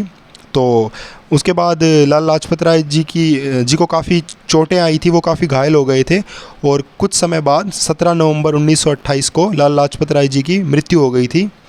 लाला जी की मौत का बदला लेने के लिए भगत सिंह, चंद्रशेखर आज़ाद, राजगुरु, इन सब लोगों ने प्लान बनाया।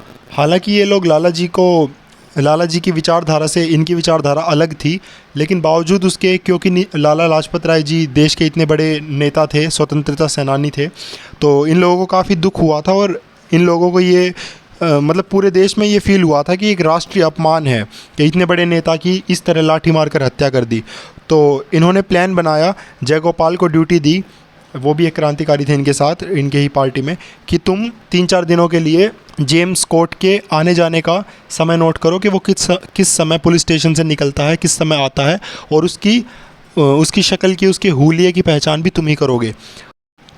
लाला जी की मौत के ठीक 1 महीने बाद, यानी 17 दिसंबर 1928 को, भगत सिंह, राजगुरु, चंद्रशेखर आज़ाद और जयगोपाल कोतवाली के बाहर, स्कोट के बाहर निकलने का इंतज़ार कर रहे थे। जयगोपाल साइकिल के पीछे बैठकर साइकिल की चैन चढ़ाने की एक्टिंग कर रहा था और इंतज़ार में था कि कब स्कोट बाहर निकले और मैं इशारा करके भगत सिंह और राजगुरु को बताऊं। स्कोट को गोली मारने की ड्यूटी भगत सिंह और राजगुरु की ही थी और चंद्रशेखर आज़ाद इनसे थोड़ा दूर खड़े थे, वो इनको कवर देने की ड्यूटी थी उनकी। जैसे ही एक पुलिस ऑफिसर चौकी से बाहर निकले, जयगोपाल ने इशारा कर दिया भगत सिंह और राजगुरु की तरफ कि ये स्कोट है। राजगुरु ने रिवॉल्वर निकाली और मतलब वो बाइक पे आ रहे थे आगे, लेकिन वो स्कोट नहीं थे, वो सॉन्डर्स थे जो डिप्टी सुपरिटेंडेंट थे। तो भगत सिंह ने उसी वक्त देखा और राजगुरु को इशारा करते हुए कहा कि गोली मत चलाओ, ये स्कोट नहीं सॉन्डर्स है। और जयगोपाल ने गलती से कहा है कि ये वही है, लेकिन इतने भगत सिंह उनको रोकते या कुछ कहते, इतनी देर में राजगुरु ने गोली चला दी थी। तो स्कोट की जगह सॉन्डर्स को गोली मार दी, लेकिन सॉन्डर्स भी कोई ऐसा नहीं है कि वो बिल्कुल ही, उसका कोई गलती नहीं थी। लाला लाजपत राय के ऊपर लाठी चलाने में सॉन्डर्स ही सबसे आगे था और वही लाठी मार भी रहा था। लेकिन प्लान के मुताबिक इनका थोड़ा ये हुआ, लेकिन इन्होंने बाद में सोचा कि ठीक है, अब गोली मार दी तो फिर भगत सिंह ने ऊपर से और गोलियाँ मारी और वहाँ से भागने लगे। पीछे से हिंदुस्तानी एक पुलिस था जिसका नाम था चानन सिंह, वो निकल कर आया और इनके पीछे भागने लगा। चंद्रशेखर आज़ाद ने उसको पहले तो कहा कि नहीं, तू वापस चला जा, तू इंडियन है, हम तुझे नहीं मारना चाहते, लेकिन वो नहीं माना और इनका पीछा करने लग गया। तो चंद्रशेखर आज़ाद के पास भी एक बंदूक थी और फिर उन्होंने फायरिंग की और चानन सिंह को भी गोली लग गई और उनकी भी डेथ हो गई। तो उसके बारे में कई लोग इनको क्रिटिसाइज़ करते हैं कि ये देखो कितने गैर जिम्मेदार थे, लेकिन असल में बात ये थी कि चानन सिंह की जो मृत्यु हुई वो अंग्रेज़ों की लापरवाही से हुई थी, क्योंकि उसको गोली लगने के बाद जब वो घायल हो गया था उसका इतना खून बहा और ना अंग्रेज़ों ने उसको उठाया, ना हॉस्पिटल लेके गए, या फिर कुछ भी मतलब उसका ध्यान नहीं रखा, इस कारण से उसकी मौत हुई थी। तो ये काम पूरा करने के बाद अगले ही दिन यानी 18 दिसंबर 1928 को 2 नोटिस लिखे भगत सिंह ने रात में ही, और हिंदुस्तान सोशलिस्ट रिपब्लिकन आर्मी की तरफ से वो नोटिस चिपका डाले पूरे लाहौर में। और उसके बाद भगत सिंह कलकत्ता के लिए निकल गए। भगत सिंह, राजगुरु और भगत सिंह, जैसा कि आपको स्टोरी पता ही होगा, भगत सिंह दुर्गा भाभी के साथ गए थे। उनका बच्चा भी साथ था जिसका नाम सचिन था।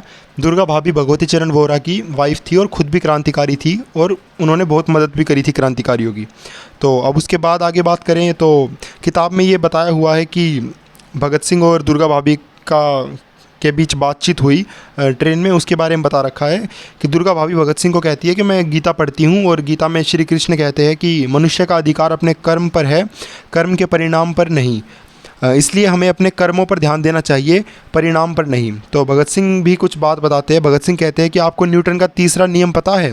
तो वो कहती है नहीं। तो भगत सिंह बताते हैं कि every action has equal and opposite reaction, तो अर्थात क्रिया व प्रतिक्रिया समान होती है।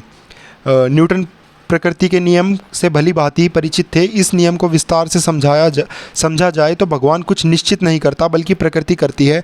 मनुष्य ने तो अपने असफलता के डर से बचने के लिए ईश्वर को मन गढ़ंत बना लिया है। तो उसके बाद आगे भी किताब में ये सब चीज़ें समझाई हुई है कि भारतीय दर्शन कहता है प्रकृति स्त्री है, ईश्वर पुरुष, यानी प्रकृति जो है वो स्त्री है और ईश्वर जो है वो पुरुष है। ईश्वर ही प्रकृति को चलाता है, प्रकृति ईश्वर की माया है, तुम क्या कहते हो? ये बात दुर्गा भाभी ने रखी थी भगत सिंह के लिए और पूछा था। मतलब ये कोई एग्जैक्टली ऐसा हमें मिलता नहीं है इतिहास में, ये बस ऑथर की इमेजिनेशन है, जो कि चांसेस है कि ऐसा हुआ भी होगा। डिस्कशन तो भगत सिंह करते ही थे, खूब पढ़ते थे, विचारों वाली बातें करते थे। और दुर्गा भाभी भी, यहाँ तक कि उनके जो पति थे भगवती चरण वोहरा, वो काफ़ी मैच्योर और इंटेलिजेंट पर्सन थे, वो भी रिवोल्यूशनरी थे, वो भी शहीद हो गए थे। तो जाहिर सी बात है कि दुर्गा भाभी का असर भी उनके ऊपर होगा। और दुर्गा भाभी स्वयं भी काफ़ी समझदार और एकदम निडर स्त्री थी। तो भगत सिंह इस बात का जवाब देते हैं, जो ईश्वर पुरुष है और प्रकृति स्त्री है, भगत सिंह कहते हैं कि नहीं, मैं इस बात पर विश्वास नहीं करता। वैज्ञानिक सोच यह कहती है कि इस ब्रह्मांड में परस्पर विरोधी चीज़ें हैं, जैसे दिन रात या अंधेरा उजाला, अच्छाई बुराई, स्त्री पुरुष आदि। पर पहली चीज़ दूसरी चीज़ से बड़ी नहीं हो सकती, जैसे दिन और रात दोनों बराबर है। तो यह कहना कि दिन रात पर नियंत्रण करता है ठीक नहीं होगा। इसी तरह ईश्वर अगर है भी तो वह प्रकृति से बड़ा व शक्तिशाली नहीं होगा, वह इसके बराबर ही होगा। इसी तरह पुरुष स्त्री से बेहतर नहीं है बल्कि वह उसके समान है। तो ये भगत सिंह अपना आर्गुमेंट देते हैं। तो भगत सिंह कलकत्ता पहुंच गए। इस किताब में कलकत्ता में पहुंचने के बाद भगत सिंह की कोई स्टोरी नहीं बताई हुई, लेकिन भगत सिंह की यहाँ पर उनसे भी मुलाकात हुई थी, जतिन दास से, जिनके बारे में हम आगे जानेंगे। जतिन दास वही है जो 63 दिन की भूख हड़ताल के बाद शहादत जिन्होंने दी थी। तो आगे कहानी बढ़ाते हैं। जनवरी 1929 कलकत्ता से लौटकर भगत सिंह आगरा आए। सुखदेव, चंद्रशेखर आज़ाद व अजय घोष भी साथ थे। इसके बाद बताया है कि कहानी आगे बढ़ती है। मार्च 1929 का समय आता है। सरकार एकदम, जो इन्होंने विरोध किया था साहस भरा, सॉन्डर्स को गोली मारकर, तो सरकार बिल्कुल इनके विरोध से बौखला गई थी और उसने कानून लगा दिया था कि पुलिस जब चाहे किसी को भी पकड़ सकती है और जेल में डाल सकती है। तो भगत सिंह कहते हैं कि हमें अपनी बात को रखने के लिए अगस्ती बेलना की तरह सेंट्रल असेंबली में बम फेंकना होगा। तो अगस्त बेलना एक फ्रांसीसी विचारक थे। वे मानते थे कि एक आदमी दूसरे आदमी का शोषण तभी तक करता रहेगा जब तक कि वह उस पर राज करेगा। तो 1893 में अगस्ती ने फ्रांसीसी संसद में बम फेंका था, किसी को मारने के लिए नहीं बल्कि अपने विचारों को समझाने के लिए। तो भगत सिंह इससे प्रेरणा लेके एक प्लान रखते हैं सबके आगे पार्टी में कि हम भी ऐसा ही करेंगे, हम भी नेशनल असेंबली में एक बम फोड़ेंगे, किसी को मारने के लिए नहीं बल्कि हिंदुस्तान सोशलिस्ट रिपब्लिकन एसोसिएशन के विचारों को पूरे देश में पहुंचाने के लिए। तो उसके बाद चंद्रशेखर आज़ाद वगैरह पार्टी के सभी सदस्य मना करते हैं भगत सिंह को कि तुम मत जाओ, हम किसी और को भेजेंगे, तुम बहुत ज़रूरी हो पार्टी के लिए और जो ये क्रांति हमने चला रखी है इसको आगे बढ़ाने के लिए। क्योंकि गिरफ्तार होने का मतलब सीधा था कि अगर बम फोड़ रहे हो और वो भी ऐसी क्रूर और शक्तिशाली शासन के विरुद्ध, तो वो सीधा फांसी पर लटकाएगी या हो सकता है उसी वक्त गोली भी मार दे। तो भगत सिंह को नहीं भेजना चाहते थे चंद्रशेखर आज़ाद, लेकिन भगत सिंह ने इस बात का विरोध किया और बोले नहीं, मुझसे ज़्यादा इस विचार को व क्रांतिकारियों के विचार को कोई और अच्छे ढंग से नहीं कह सकता, इसलिए मैं ही जाऊँगा अकेला। तो उसके बाद डिसाइड हुआ कि भगत सिंह के साथ बीके दत्त, बटुकेश्वर दत्त भी जाएंगे। 8 अप्रैल का दिन निश्चित हुआ। चंद्रशेखर आज़ाद ने बीके और भगत सिंह को गले लगाया, क्योंकि ये काफ़ी बड़ी बात थी। अब हम बस एक लाइन में बोल देते हैं कि 8 अप्रैल को वो गए, उन्होंने बम फोड़ दिया, गिरफ्तारी हो गई, लेकिन ये कितनी बड़ी बात है, आप थोड़ा इमेजिन करके सोचिए। तो अब यहाँ थोड़े भगत सिंह के विचार बताए हुए हैं भगवान और प्रकृति और भाग्य को लेकर। यहाँ आपस में इनकी डिबेट डिस्कशन चल रहा था। तो चंद्रशेखर आज़ाद पूछते हैं कि तुम्हारे जीवन का उद्देश्य क्या है। तो भगत सिंह बताते हैं कि मैं यह चाहता हूँ कि युवकों को अधिक से अधिक संख्या में ऐसे व्यक्तित्व बनाना जो अपने जीवन को सिर्फ पीड़ित मानवता के उद्धार में समर्पित कर सकें। फिर पूछा जाता है कि क्या तुम ईश्वर या भाग्य में विश्वास करते हो। तो वैसे तो ये बातें सबको पता ही थी, लेकिन ये हमें समझाने के लिए इनकी कन्वर्सेशन दिखाई जा रही है। तो भगत सिंह बोलते हैं कि ईश्वर या भाग्य का रास्ता अकर्मण्यताओं का रास्ता है, भाग्यवाद की घुट्टी पिलाकर देश के नौजवानों को सुलाने का रास्ता है। जो लोग इस जगत को मिथ्या समझते हैं वे कभी इस दुनिया की भलाई के लिए नहीं लड़ सकते। जो मिथ्या है उसके लिए संघर्ष कैसा। मेरे लिए इस धरती को छोड़कर न कोई दूसरी दुनिया है और न ही स्वर्ग है। मेरे लिए तो मेरी मातृभूमि और मानवता के लिए किया गया काम ही एक जीवित वास्तविकता है, जिसे मैं करना चाहूँगा और मैं लगातार करता आ रहा हूँ, और मैं इसी से प्यार करता हूँ, यानी अपनी मातृभूमि से, देश से। अब कहानी में आगे बढ़ाएं तो यहाँ कॉन्सेप्ट आता है प्यार का। भगत सिंह, सुखदेव और भगत सिंह की आपस में कुछ कहासुनी हो जाती है किसी बात को लेकर। अब इस मुद्दे पे सबकी अपनी अपनी अलग राय है। कोई कहता है कि ये दुर्गा भाभी के कारण थी, कोई कहता है कि सुखदेव ने कहा था कि तुम कमज़ोर हो, क्योंकि स्टार्टिंग में भगत सिंह ने मना कर दिया था, यानी चंद्रशेखर आज़ाद ने मना कर दिया था कि तुम नहीं जाओगे असेंबली में बम फेंकने, जिस कारण भगत सिंह ने एक्सेप्ट कर लिया था स्टार्टिंग में, ऐसा बताया जाता है। तो इसको हम कुछ भी ले सकते हैं, लेकिन जो भगत सिंह ने पत्र लिखा था सुखदेव के नाम, वो इम्पोर्टेंट है अपना मत समझाते हुए प्यार को लेकर। तो अब भले ही सुखदेव के दिमाग में कुछ भी हो या असल कहानी कुछ भी हो, लेकिन भगत सिंह का पत्र हमारे पास है, हम उसको समझ सकते हैं कि भगत सिंह की फ़िलॉसफी क्या थी, मानसिकता क्या थी, प्यार को लेकर भगत सिंह की भावनाएं क्या थी। तो भगत सिंह ये कहते हैं कि क्या प्यार कभी किसी के लिए मददगार साबित हुआ है। तो मतलब फिर भगत सिंह बताते हैं कि हाँ, ऐसा हुआ है। वह मैज़िनी था जो इटली में पुनरुत्थान के समय और संघर्ष चल रहा था, उस समय वो एकदम निराश हो चुका था, हार चुका था, लेकिन उसकी प्रेमिका के एक पत्र से वो दूसरों जितना ही नहीं बल्कि सबसे अधिक मतलब शक्तिशाली बन गया, और उसकी दृढ़ निश्चय, दृढ़ संकल्प उसने लिया, और वो इतना ज़्यादा मोटिवेट हो गया उसकी प्रेमिका के पत्र से कि वो आगे लड़ाई लड़ने के लिए प्रेरित रहा। तो ये भगत सिंह बताते हैं कि ये प्यार हमें ताकत देता है, कभी भी हमें कमज़ोर नहीं करता, बशर्ते प्यार प्यार हो। तो भगत सिंह ये बताते हैं कि प्यार जो आजकल फिल्मों में दिखाते हैं, मतलब उस समय भगत सिंह भी बता रहे थे और आज भी ऐसा ही है कि जो वासना से लिप्त रहते हैं और एनिमल पैशन होता है, तो भगत सिंह कहते हैं कि प्यार एनिमल पैशन नहीं होता, प्यार एक ह्यूमन पैशन है। और प्यार जो एक इंसान के कैरेक्टर को एलिवेट करता है, ऊपर चढ़ाता है, और लड़का लड़की भी आपस में प्यार कर सकते हैं। ये भगत सिंह के ही वर्ड्स है इस लेटर में, आप देख सकते हैं, मेरे यूट्यूब पर भी अपलोड है ये लेटर टू सुखदेव। तो भगत सिंह काफ़ी कुछ समझाते हैं और फिर एक बात बताते हैं कि हमें ये देखना चाहिए कि एक समय के बाद साधारण तौर पर तो प्यार आपस में किया जा रहा है, पर्सनल सेंट्रिक हो रहा है, कोई किसी इंसान से कर रहा है, लेकिन एक समय के बाद हमें इन सारी जितने भी इमोशंस है, प्यार, हेट्रेड, मतलब कि लव, हेट्रेड या फिर अलग अलग तरह के, इन सब पे काबू पा लेना चाहिए और इन सब से ऊपर उठ जाना चाहिए। वो आदर्श की स्थिति होगी उस समय, और उस समय हमें किसी एक इंसान से नहीं बल्कि हमें सबसे प्यार करना चाहिए, हमें अपने प्यार को सर्वव्यापी बना देना चाहिए, यूनिवर्सल बना देना चाहिए। तो ये भगत सिंह समझाते हैं। और फिर सुखदेव को कहते हैं कि तुम थोड़ा इस अति आदर्शवाद को छोड़ दो, थोड़ा सा हमदर्दी दिखाओ उनके लिए जो पीछे रह गए हैं, क्योंकि अब भगत सिंह सोच रहे थे कि मैं जा रहा हूँ, मतलब अब भगत सिंह बम फेंकने जाएंगे, तो फिर भगत सिंह के दिमाग में ये था कि भाई मुझे फांसी हो जाएगी, सुखदेव तो हो सकता है बच भी जाए, लेकिन उसके बाद सुखदेव भी गिरफ्तार हो गए थे कुछ समय बाद। तो भगत सिंह यही कहते हैं कि कृपा करके हमदर्दी रखो, लोगों को बहुत ज़रूरत है प्यार की, इतना ज़्यादा रूखापन और बेरुखी का व्यवहार मत करो। तो ये चीज़ भगत सिंह समझा रहे हैं। तो आप इससे भगत सिंह के इमोशंस भी देख सकते हैं। और जब स्टार्टिंग में हमने समझा था कि भगत सिंह की चाचियों यानी जब सरदार अजीत सिंह और सरदार स्वर्ण सिंह की जो पत्नी थी हमेशा दुख में रहती थी, तो भगत सिंह उनके साथ समय बिताते थे और भगत सिंह ने दुख को एकदम नज़दीक से देखा था। इसी कारण भगत सिंह के अंदर ये सारी जो नैतिकता के उच्च आदर्श ही नहीं बल्कि जो एकदम मानवीय भावना होती है, प्यार की मधुर मानवीय भावना, वो भी भगत सिंह के अंदर काफ़ी भरपूर मात्रा में थी।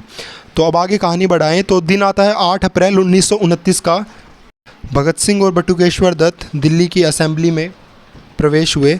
और जो भगत सिंह का प्रसिद्ध चित्र है, मैं एक बात और बता देता हूँ, जो हैट पहने हुए वो 8 अप्रैल से 4-5 दिन पहले ही भगत सिंह ने दिल्ली में फ़ोटो स्टूडियो में खिंचवाया था फ़ोटो।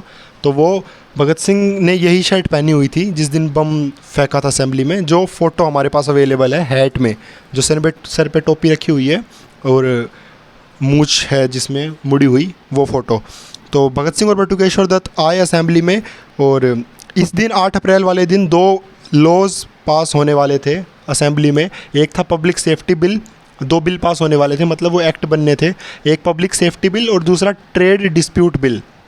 और भगत सिंह को इस बात का पता था, उन्होंने इसी लिए इसके विरोध में ये दिन चुना था। तो बिल पास होने से पहले ही वहाँ भगत सिंह ने बम निकाले और पहले से ये सोच रखा था कि उद्देश्य किसी को मारना नहीं है, तो खाली जगह देखकर बम फेंके। और जैसे ही बम फेंके, बम की जो इंटेंसिटी थी वो भी काफ़ी कम थी, जिससे किसी को नुकसान ना पहुँचे, जान का खतरा न हो, बस धुआं उठे और काफ़ी शोर हो। तो उसके बाद नारे लगाने शुरू किए भगत सिंह और बटुकेश्वर दत्त ने बम फेंकने के बाद। इनकलाब जिंदाबाद, साम्राज्यवाद मुर्दाबाद, long live revolution, down with British imperialism. तो उसके बाद नारे लगाए, कुछ पर्चे फेंके। फिर उसके बाद कहानी में यहाँ इस किताब में इसके बारे में थोड़ा कम है, तो हम लिमिटेड ही रखते हैं, बाकी आगे आने वाली किताबों और वीडियो में डिटेल में देखेंगे। तो जब सार्जेंट टेरी उनकी तरफ पहुँचे तो उन्होंने नारे लगाने बंद कर दिए भगत सिंह और बीके दत्त ने, और अपने हाथ आगे बढ़ा दिए और अपने गिरफ्तारी दे दी। तो उसके बाद अध्यक्ष मिस्टर पटेल ने जानना चाहा कि कितने व्यक्ति हताहत हुए, यानी कितने लोगों को नुकसान हुआ, कितने लोग मरे। तो उन्होंने जवाब दिया कि कोई भी नहीं, जो वहाँ की अथॉरिटी थी। तो ये काफ़ी उनके लिए शॉकिंग था कि बम फोड़ा, और बम इस तरह से क्यों फोड़ा कि कोई मरा नहीं, और गिरफ्तारी भी दे दी। बम में तो भाग भी सकते थे, बम के शोर में और उस भगदड़ में। तो फिर उसके बाद पर्चे जो इन्होंने फेंके थे, उस पर्चे के बारे में बताया हुआ है कि पर्चे हिंदुस्तान सोशलिस्ट रिपब्लिकन आर्मी के नाम से बांटे गए हैं। पर्चों पर क्या लिखा है? लिखा है कि बहरों को सुनाने के लिए बहुत ऊंची आवाज़ की आवश्यकता होती है। पब्लिक सेफ्टी बिल व ट्रेड डिस्प्यूट बिल के खिलाफ ये बम कांड है। उसके बाद आगे बताते हैं कि हम अंग्रेज़ी सरकार को यह बता देना चाहते हैं कि हम पब्लिक सेफ्टी बिल और ट्रेड डिस्प्यूट के दमनकारी कानूनों और लाला लाजपत राय की हत्या के विरोध में देश की जनता की ओर से यह कदम उठा रहे हैं। हम मनुष्य के जीवन को, ये सब भगत सिंह की ही स्टेटमेंट है जो उन्होंने अपने बयान में लिखा था। हम मनुष्य के जीवन को पवित्र समझते हैं। हम ऐसे उज्जवल भविष्य में विश्वास रखते हैं जिसमें प्रत्येक व्यक्ति को पूर्ण शांति और आज़ादी का अवसर मिले। हम इंसान का खून बहाने की अपनी विवशता पर दुखी है, परंतु क्रांति द्वारा स्वतंत्रता के लिए कुछ न कुछ रक्तपात ज़रूरी है। इनकलाब जिंदाबाद। आगे ये लिखा हुआ है बलराज कमांडर इन चीफ, जो वो पर्चे थे उस पर्चे पे लिखा था, यानी बलराज जो है वो उनका चंद्रशेखर आज़ाद जी का छद्म नाम था। भगत सिंह और बटुकेश्वर दत्त को दिल्ली के मजिस्ट्रेट कोर्ट में पेश किया जाता है। तो जो अंग्रेज़ जज थे मिस्टर पूल, उन्होंने उनसे पूछा कि भगत सिंह और बटुकेश्वर दत्त, आपके ऊपर लोगों को डराने व मारने की कोशिश का आरोप लगाया गया है। हम सज़ा सुनाने से पहले पूछना चाहते हैं कि क्या आपको अपना अपराध स्वीकार है। तो इसके बाद उसका उत्तर देते हुए कहते हैं कि नहीं। भगत सिंह बोलते हैं नहीं, हम किसी को मारना नहीं चाहते थे, अगर मारना चाहते तो मार सकते थे, पर हमने बम जानबूझकर खाली जगह पर फेंके हैं। तो बीके दत्त के वकील थे आसफ़ अली, उनकी बारे में यहाँ लिखा हुआ है कि उन्होंने कहा कि ये लोग किसी को मारना नहीं चाहते थे, इसलिए उन पर हत्या के प्रयास की धारा हटाई जाए। अभी तक किसी भी गवाह ने ये नहीं कहा है कि इन लोगों ने असेंबली में किसी को भी मारने की धमकी दी हो। उसके बाद कहानी आगे बढ़ाएं तो आगे बताते हैं कि जल्द ही दोनों को उम्र कैद की सज़ा सुना दी गई और सज़ा को निश्चित करने के लिए सेशन न्यायालय में केस भेज दिया गया। तो सेशन न्यायालय में यानी सेशन कोर्ट दिल्ली में जो इनके वकील थे बीके दत्त के, आसफ़ अली, उन्होंने कहा कि जो ट्रायल मजिस्ट्रेट के निर्णय उन्होंने जो सुनाया है कि इन लोगों ने मारने की कोशिश करी, इस कारण आजीवन कारावास की सज़ा इनको दी जाती है, तो वो इसको मना करते हैं कि ऐसा निर्णय नहीं लेना चाहिए था, ये गलत है। इसके ऊपर आप थोड़ा एक बार इस निर्णय को दोबारा देखिए। कोई भी ऐसा प्रमाण नहीं मिलता जिससे यह सिद्ध हो सके कि इन लोगों ने किसी की हत्या की कोशिश की हो, अतः इन्हें मुक्त किया जाना चाहिए। तो जज जो थे मिडल्टन ने वकील आसफ़ अली की तरफ देखा, और मतलब इस किताब में ऐसा लिखा हुआ है कि उस जज ने आसफ़ अली की तरह इस तरह देखा जैसे उन्होंने जज की बेटी का हाथ मांग लिया हो। तो हम आगे ये भी देखेंगे कि कैसे अदालत जो है वो एक ढकोसला थी। जो ये जज थे वो, यहाँ तक कि जो हिंदुस्तानी जज थे वो भी ब्रिटिशर्स जज उनको ही लेते थे जो रिवॉल्यूशनरी के अगेंस्ट होते थे। फिर भगत सिंह का बयान यहाँ लिखा हुआ है, मैं वह पढ़ के बता देता हूँ। भगत सिंह का बयान भगत सिंह की राइटिंग्स में मिलता है, जो भगत सिंह ने अदालत में रखा था अपना पक्ष। तो भगत सिंह कहते हैं कि मानवता को प्यार करने में हम किसी से भी पीछे नहीं हैं। हम प्राणी मात्र को हमेशा आदर की निगाह से देखते आए हैं और हमें किसी से व्यक्तिगत द्वेष नहीं है। हम तो केवल अपने देश के इतिहास, उसकी मौजूदा परिस्थिति तथा अन्य मनोवांछित आकांक्षाओं में के मननशील विद्यार्थी होने का विनम्रतापूर्वक दावा भर कर सकते हैं। हमें ढोंग तथा पाखंड से नफरत है। भगत सिंह ये भी लिखते हैं कि we are nothing but serious students of history, कि हम हिस्ट्री के गंभीर विद्यार्थी हैं। आगे कहते हैं कि यह काम हमने किसी व्यक्तिगत स्वार्थ अथवा द्वेष की भावना से नहीं किया। हम बार बार यह कहते आए हैं कि हमारा उद्देश्य केवल उस शासन व्यवस्था के विरुद्ध प्रतिवाद प्रकट करना है जिसके हर काम से उसकी अयोग्यता ही नहीं वरन अपकार करने की असीम क्षमता भी प्रकट होती है। इस विषय पर हमने जितना विचार किया उतना ही हमें इस बात पर दृढ़ विश्वास होता चला गया कि वह केवल संसार के सामने भारत की लज्जाजनक तथा असहाय अवस्था का ढिंढोरा पीटने के लिए ही कायम है। यानी ब्रिटिश गवर्नमेंट जो इंडिया में है वो भारतवासियों की लूट रही है, उनके साथ बहुत ही बुरा व्यवहार कर रही है और अपना फ़ायदा देखना चाह रही है पूरी दुनिया में। और फिर आगे कहते हैं कि यह एक गैर जिम्मेदार तथा निरंकुश शासन का प्रतीक है। आगे भगत सिंह के नॉन वायलेंस के ऊपर विचार है। भगत सिंह कहते हैं कि किसी हालत में बल प्रयोग नहीं होना चाहिए। यह विचार काल्पनिक और अव्यावहारिक है कि किसी भी हालत में बल का प्रयोग होना ही नहीं चाहिए। ये बात जो है काल्पनिक है, ये व्यवहारिक नहीं हो सकती, ये भगत सिंह कहते हैं। आगे भगत सिंह कहते हैं कि जिस अहिंसा की बातें करते हैं वह कोरी काल्पनिक ही है। हम तो गुरु गोविंद सिंह, शिवाजी, जॉर्ज वॉशिंगटन, गैरीबोल्डी और लेनिन आदि के आदर्शों से प्रेरित है और उन्हीं के बताए पद चिन्हों पर चल रहे हैं। क्योंकि भारत की विदेशी सरकार और हमारे राष्ट्रीय नेतागण दोनों ही इस आंदोलन की ओर से उदासीन लगते हैं, वे जानबूझकर उसकी पुकार की ओर से अपने कान बंद करने का प्रयत्न कर रहे हैं। तो हमने अपना कर्तव्य समझा कि हम ऐसी चेतावनी दें जिसकी अवहेलना न की जा सके। फिर सरकारी वकील भगत सिंह से पूछते हैं कि आप कैसे सिद्ध कर सकते हैं कि आप हिंसा नहीं करना चाहते थे। भगत सिंह कहते हैं कि हमने दोनों बम बेंचों के बीच खाली जगह पर गिराए थे और सिर्फ कुछ सदस्यों को ही मामूली चोटें आई है, क्योंकि ये साधारण व छोटे बम थे। यही नहीं, अगर हम चाहते तो हम उन कई विशिष्ट व्यक्तियों को आहत कर सकते थे जो उस वक्त मुख्य कक्ष में थे, या फिर उस समय सर जॉन साइमन वो भी उपस्थित थे। तो वो कह रहे हैं कि हम उनको भी अपना निशाना बना सकते थे, जिसकी कमीशन से प्रत्येक विचारशील व्यक्ति का दिल गहरी नफरत करता है। लेकिन इस तरह का हमारा कोई इरादा नहीं था और उन बमों में इतना ही काम किया जितने के लिए उन्हें तैयार किया गया था। यानी उन बमों ने सिर्फ उतना ही काम किया था क्योंकि वो बनाए ही कम इंटेंसिटी और इस तरह गए थे। वो किस्सा इस किताब में नहीं था कि कैसे बम तैयार किए गए। आगरा की फैक्ट्री और लाहौर में भी बम की फैक्ट्री थी, मतलब बहुत बड़ी मत समझना, ये क्रांतिकारियों का ही ये सब कुछ था जो कि बाद में पकड़ी गई थी और अंग्रेज़ों ने जब्त किए थे। 6 बम एक जगह से, 14 बम एक जगह से, और फिर ये भी कहा था कि टोटल कुछ शायद 44 बम थे। खैर आगे बढ़ते हैं।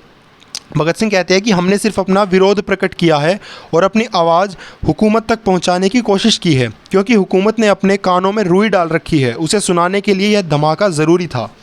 भगत सिंह का बयान पूरा होने के बाद और फिर जज ने अपना फ़ैसला सुनाया और बोला कि पुलिस की रिपोर्ट के अनुसार आपके बम फेंकने से 1.5 इंच मोटी लकड़ी के फर्श में दरार आ गई, इसलिए आप पर लोगों की हत्या की कोशिश का मामला साबित होता है, इसलिए उम्र कैद की जो सज़ा दी गई है वह सही है। तो उसके बाद दिल्ली के सभी समाचार पत्रों ने अदालत की पूरी कार्रवाई को विस्तार से छापा। बाकी जो अगर देश की बात करें तो लोगों को भगत सिंह व बीके दत्त की बातें ठीक लगी। वह लोग इनको आतंकवादी नहीं समझते थे, क्योंकि अंग्रेज़ों ने कहा था कि तुम आतंकवादी हो। लोगों ने समझा कि यह तो अपने देशवासियों के लिए आवाज़ उठा रहे हैं। इन नौजवानों में सिर्फ जोश ही नहीं बल्कि होश भी पूरा है। सजा के 2 दिन बाद भगत सिंह और बटुकेश्वर दत्त को बताया गया कि उन्हें दूसरी जेलों में भेजा जा रहा है। भगत सिंह को मियांवाली जेल व बीके दत्त को लाहौर केंद्रीय जेल में भेजा जा रहा है। मियांवाली जेल में हालात दिल्ली जेल से बिल्कुल विपरीत थे। जब भगत सिंह वहाँ शिफ्ट हो गए थे, यहाँ पर न तो दिल्ली जैसा खाना था और न साफ़ कपड़े, न पढ़ने के लिए किताबें, न अखबार और न ही लिखने के लिए कागज़ पेन आदि। आजीवन कारावास क्या इस तरह कट सकेगा? भगत सिंह ने अपने दिमाग में ये सोचा। अगले दिन भगत सिंह ने जेल सुप्रिटेंडेंट से मिलने की इच्छा जाहिर की। जेल सुप्रिटेंडेंट ने मिलने से इनकार कर दिया। भगत सिंह ने खाना बंद कर दिया। 15 जून 1929 को भगत सिंह ने हंगर स्ट्राइक स्टार्ट कर दी थी। 2 दिन बीत गए। तीसरे दिन की सुबह उठकर पत्र लिखने के लिए भगत सिंह ने यानी इंस्पेक्टर जनरल को, जो पंजाब जेल लाहौर के में पत्र लिखा 17 जून को। ये लेटर भी आपको मिल जाएगा।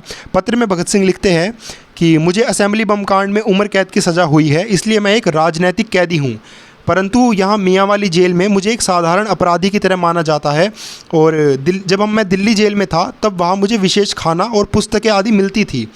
फिर भगत सिंह बताते हैं कि मैं भूख हड़ताल कर रहा हूँ और मैं तब तक भूख हड़ताल करूँगा जब तक मेरी मांगें नहीं मानी जाएंगी। मेरी मांगें ये है कि जेल की हालात सुधरी जाएं, यानी पहला कि मुझे विशेष खाना जैसे दूध, दही, घी व चावल आदि दिए जाएं।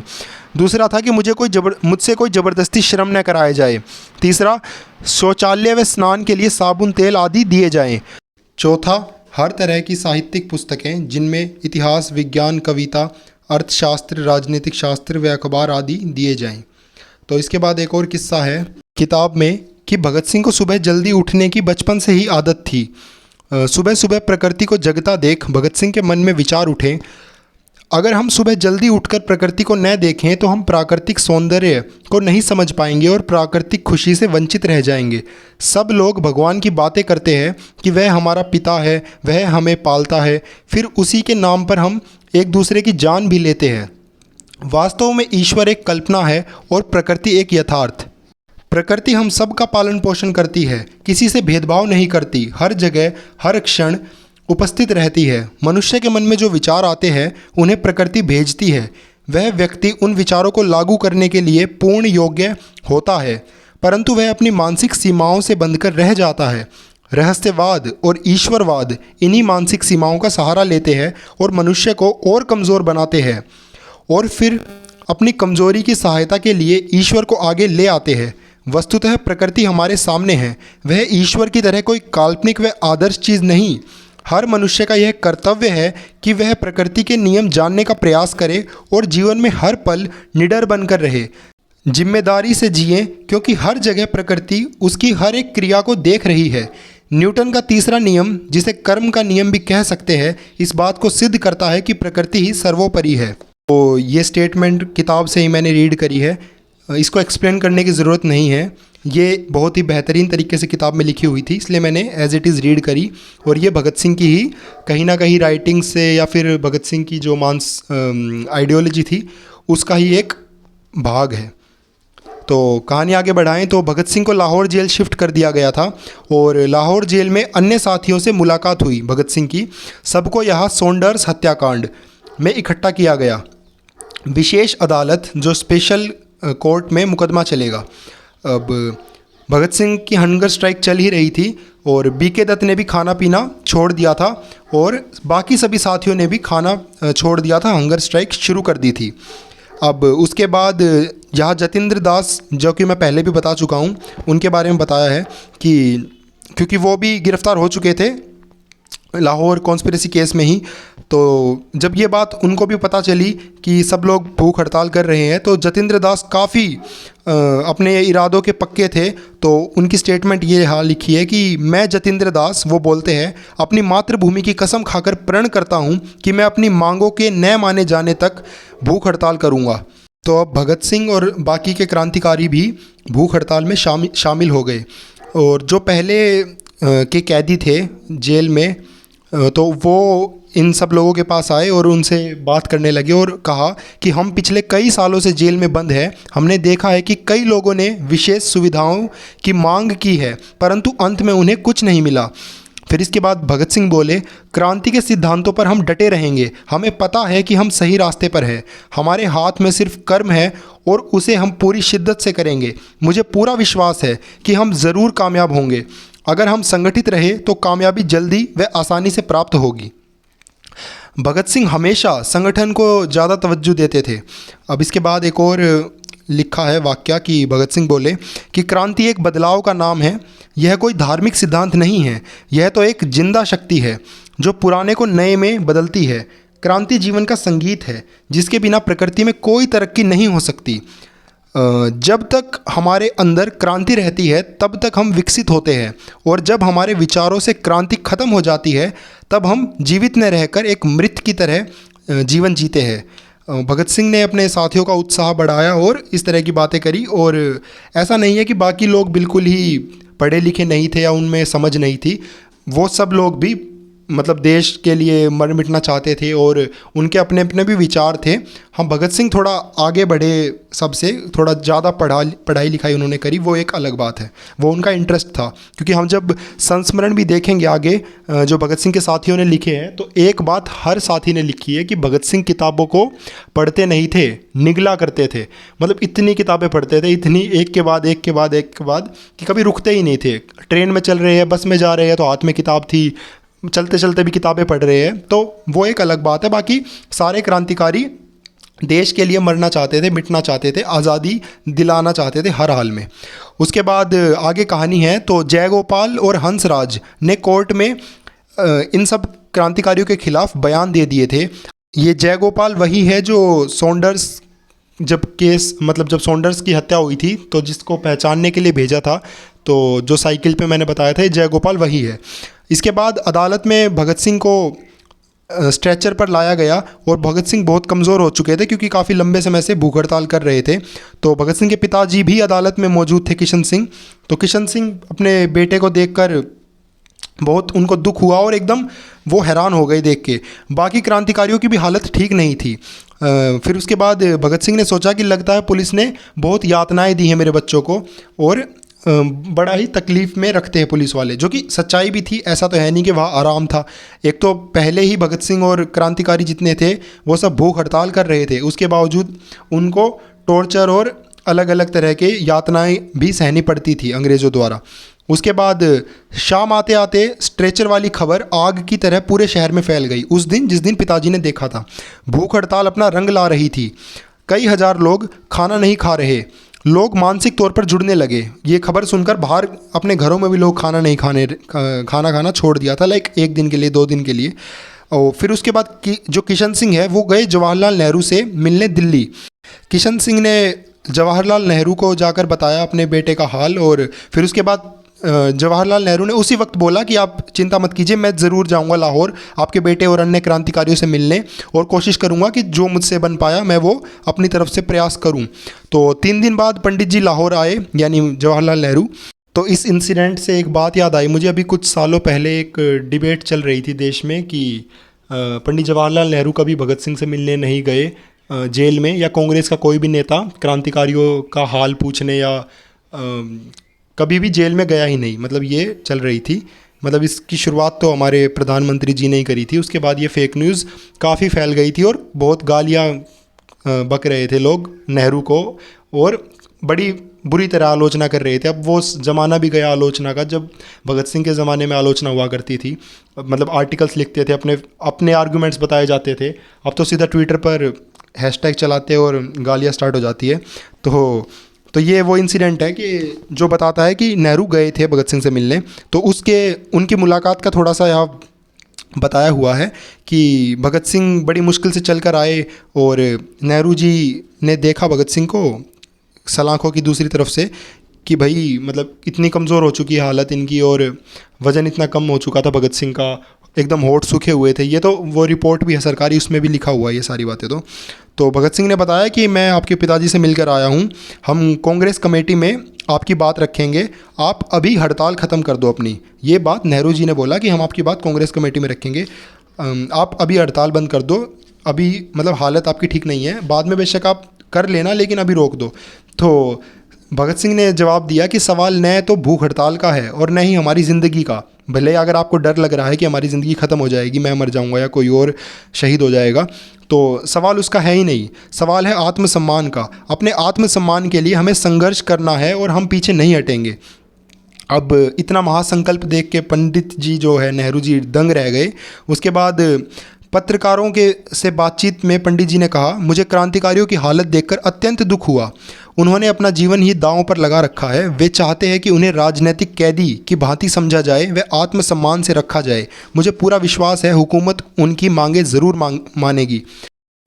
उसके बाद जतिन दास के बारे में अगर बात करें तो क्रांतिकारी जतिन दास की हालत सबसे ज़्यादा ख़राब हो चुकी थी और ये बात अंग्रेज़ों को भी पता चल चुकी थी कि 1-2 दिन के अंदर अंदर अगर कुछ न खाया इन्होंने तो इनकी मतलब जान चली जाएगी। और वो इस कारण भी था क्योंकि जो अंग्रेज़ थे वो ब्रिटिशर्स फोर्सफुली फीड करते थे क्रांतिकारियों को, ज़बरदस्ती नाक में पाइप डाल के, मुंह में पाइप डाल के दूध डालते थे, कोशिश करते थे। और इसके बदले ये कोशिश करते थे क्रांतिकारी कि हम कम से कम या ना के बराबर ही कुछ अंदर जाने दे, थोड़ा बहुत तो चलो जाएगा ही लेकिन हम कोशिश करें। तो इस कारण और ज़्यादा प्रॉब्लम हो गई थी जतिन दास को। उन्होंने ज़बरदस्ती कोशिश करी थी नाक में नली डालकर दूध पिलाने की। तो उसके बाद वही हुआ जिसका डर था। 63 दिन के बाद, लगातार 63 दिन की भूख हड़ताल के बाद जतिन दास ने शहादत दी। और फिर उसके बाद अंग्रेज़ों ने कलकत्ता तार भेजा। जतिन के शरीर को कलकत्ता भेजने के लिए उनके मतलब पिताजी को बुलाया गया। पिताजी आए, साथ में यहाँ एक और मेन चीज़ है, सुभाष चंद्र बोस भी आए और सुभाष चंद्र बोस ने ही सारा जिम्मा उठाया कि मैं अंतिम संस्कार करवाऊंगा और जतिन दास की शव को लेके गए। और एक और बात कही जाती है कि जतिन दास की जो आखिरी के कुछ जो मोमेंट्स थे वो भगत सिंह की लैब पर लेटे हुए थे और बात करते करते ही वो मतलब शहीद हो गए थे। उसके बाद सुभाष चंद्र बोस और जतिन के भाई ने जेल से जतिन का शव ले लिया था। और ऐसा भी बताया जाता है कि इस किताब में ये सब नहीं है, मैं थोड़ा अपनी तरफ से ही बता रहा हूँ कि करीब 1.5 लाख लोग इकट्ठा हुए थे शव यात्रा में। और ऐसा भी कहा जाता है कि वो पहली ही मतलब अंतिम संस्कार का पहली प्रक्रिया थी जिसमें महिलाएं भी मौजूद थी। और भगत सिंह और सुखदेव के जब ये शहीद हुए थे तब भी बहुत भारी भीड़ थी लाहौर में, लेकिन जब यहाँ सुभाष चंद्र बोस लेकर गए और कलकत्ता में भी काफ़ी भीड़ थी, लाहौर में भी बहुत भीड़ थी, जतिन दास शहीद हो गए थे। आगे फिर एक किस्सा इसमें है कि दूनी चंद जो बचाव पक्ष के वकील थे, दूनी चंद के बैठने की जगह पर आज कोई सरकारी मतलब अंग्रेज़ अफसर बैठा हुआ है। तो उसके बाद जब उन्होंने दूनी चंद ने इसका अपोज़ किया कि आप यहाँ क्यों बैठे हैं, तो अंग्रेज़ बेशर्मी से बोला, so what, I can sit wherever I want to. तो उसके बाद दूनीचंद को गुस्सा आ गया और दूनीचंद ने कोर्ट से बाहर चले गए दूनीचंद। सभी क्रांतिकारियों ने, अब यहाँ ये इंपॉर्टेंट है, सभी क्रांतिकारियों ने उस दिन कोर्ट का बहिष्कार कर दिया। कोर्ट में जज के रवैये और भगत सिंह व बीके की चली आ रही भूख हड़ताल को अखबारों ने छापा। देश के नौजवान जागने लगे। दूसरे शहरों में भी अदालतों का बहिष्कार होने लगा। कई कॉलेजों में भी युवा आमरण भूख हड़ताल पर बैठ गए। स्थिति नियंत्रण से बाहर होने लगी। सरकार को लगा कि क्रांतिकारियों की मांग मान लेने में ही भलाई है। अंततः लिखित में सरकार ने क्रांतिकारियों की मांगें मान ली। यानी मतलब भगत सिंह को, आपको पता होगा भगत सिंह ने जेल डायरी लिखी थी, तो ये डायरी फिर तभी मिली थी भगत सिंह को जब ये भूख हड़ताल का मतलब एक तरह से हम कह सकते हैं पुरस्कार इनाम में मिली थी। और फिर उसके बाद किताबें आनी शुरू हो गई थी कि अब पढ़ सकते हो और ठीक ठाक खाना मिलेगा। वो इन्होंने हक अपना लिया लड़ाई लड़के कि हम लोग पॉलिटिकल प्रिजनर्स हैं, हम कोई अपराधी, हम कोई क्राइम करके यहाँ नहीं आए। हाँ, भले ही मान सकते हो कि जो किया वो एक क्राइम है, लेकिन वो क्राइम इस सेंस में नहीं है क्योंकि देश हमारा है, हम लड़ रहे हैं, मतलब तुम बाहर से हो, तुम्हारे खिलाफ। तो कहानी आगे चलाएं तो आगे है कि सरकारी वकील ने राजगुरु व भगत सिंह की तरफ उंगली उठाते हुए कहा, इन दोनों ने दिन दहाड़े सॉन्डर्स को मारा है, आतंकवादी है ये लोग। भगत सिंह ने कहा, अशफाक ने कहा है कि अंग्रेज़ों ने हमें निर्दयी, बर्बर, आतंकवादी आदि विशेषणों से याद किया है। हमारे शासकों की कौम के जनरल डायर ने निहत्थे बच्चों, बूढ़ों, स्त्री पुरुषों पर गोलियां चलाई। इंसाफ के इन ठेकेदारों ने अपने इस भाई बंधु को किस विशेषण से संबोधित किया था? मतलब ये पूछ रहे हैं कि हम आतंकवादी थे तो जनरल डायर कौन था जिसने बच्चे, बूढ़े, एकदम निहत्थे स्त्री पुरुषों पर गोलियां चलाई और हज़ारों लोग मार दिए। फिर भगत सिंह कहते हैं कि प्रश्न आज भी वही है, क्या अंग्रेजी सरकार ने लाला लाजपत राय के हत्यारों पर मुकदमा चलाया?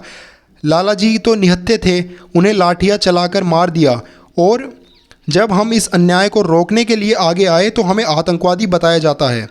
फिर उसके बाद भगत सिंह कहते हैं कि जब मनुष्य सच्चे आदर्शों की प्रेरणा से वंचित रह जाएगा तब उसका पतन हो जाएगा, इसलिए हमें अपने आदर्शों की बात करने दीजिए।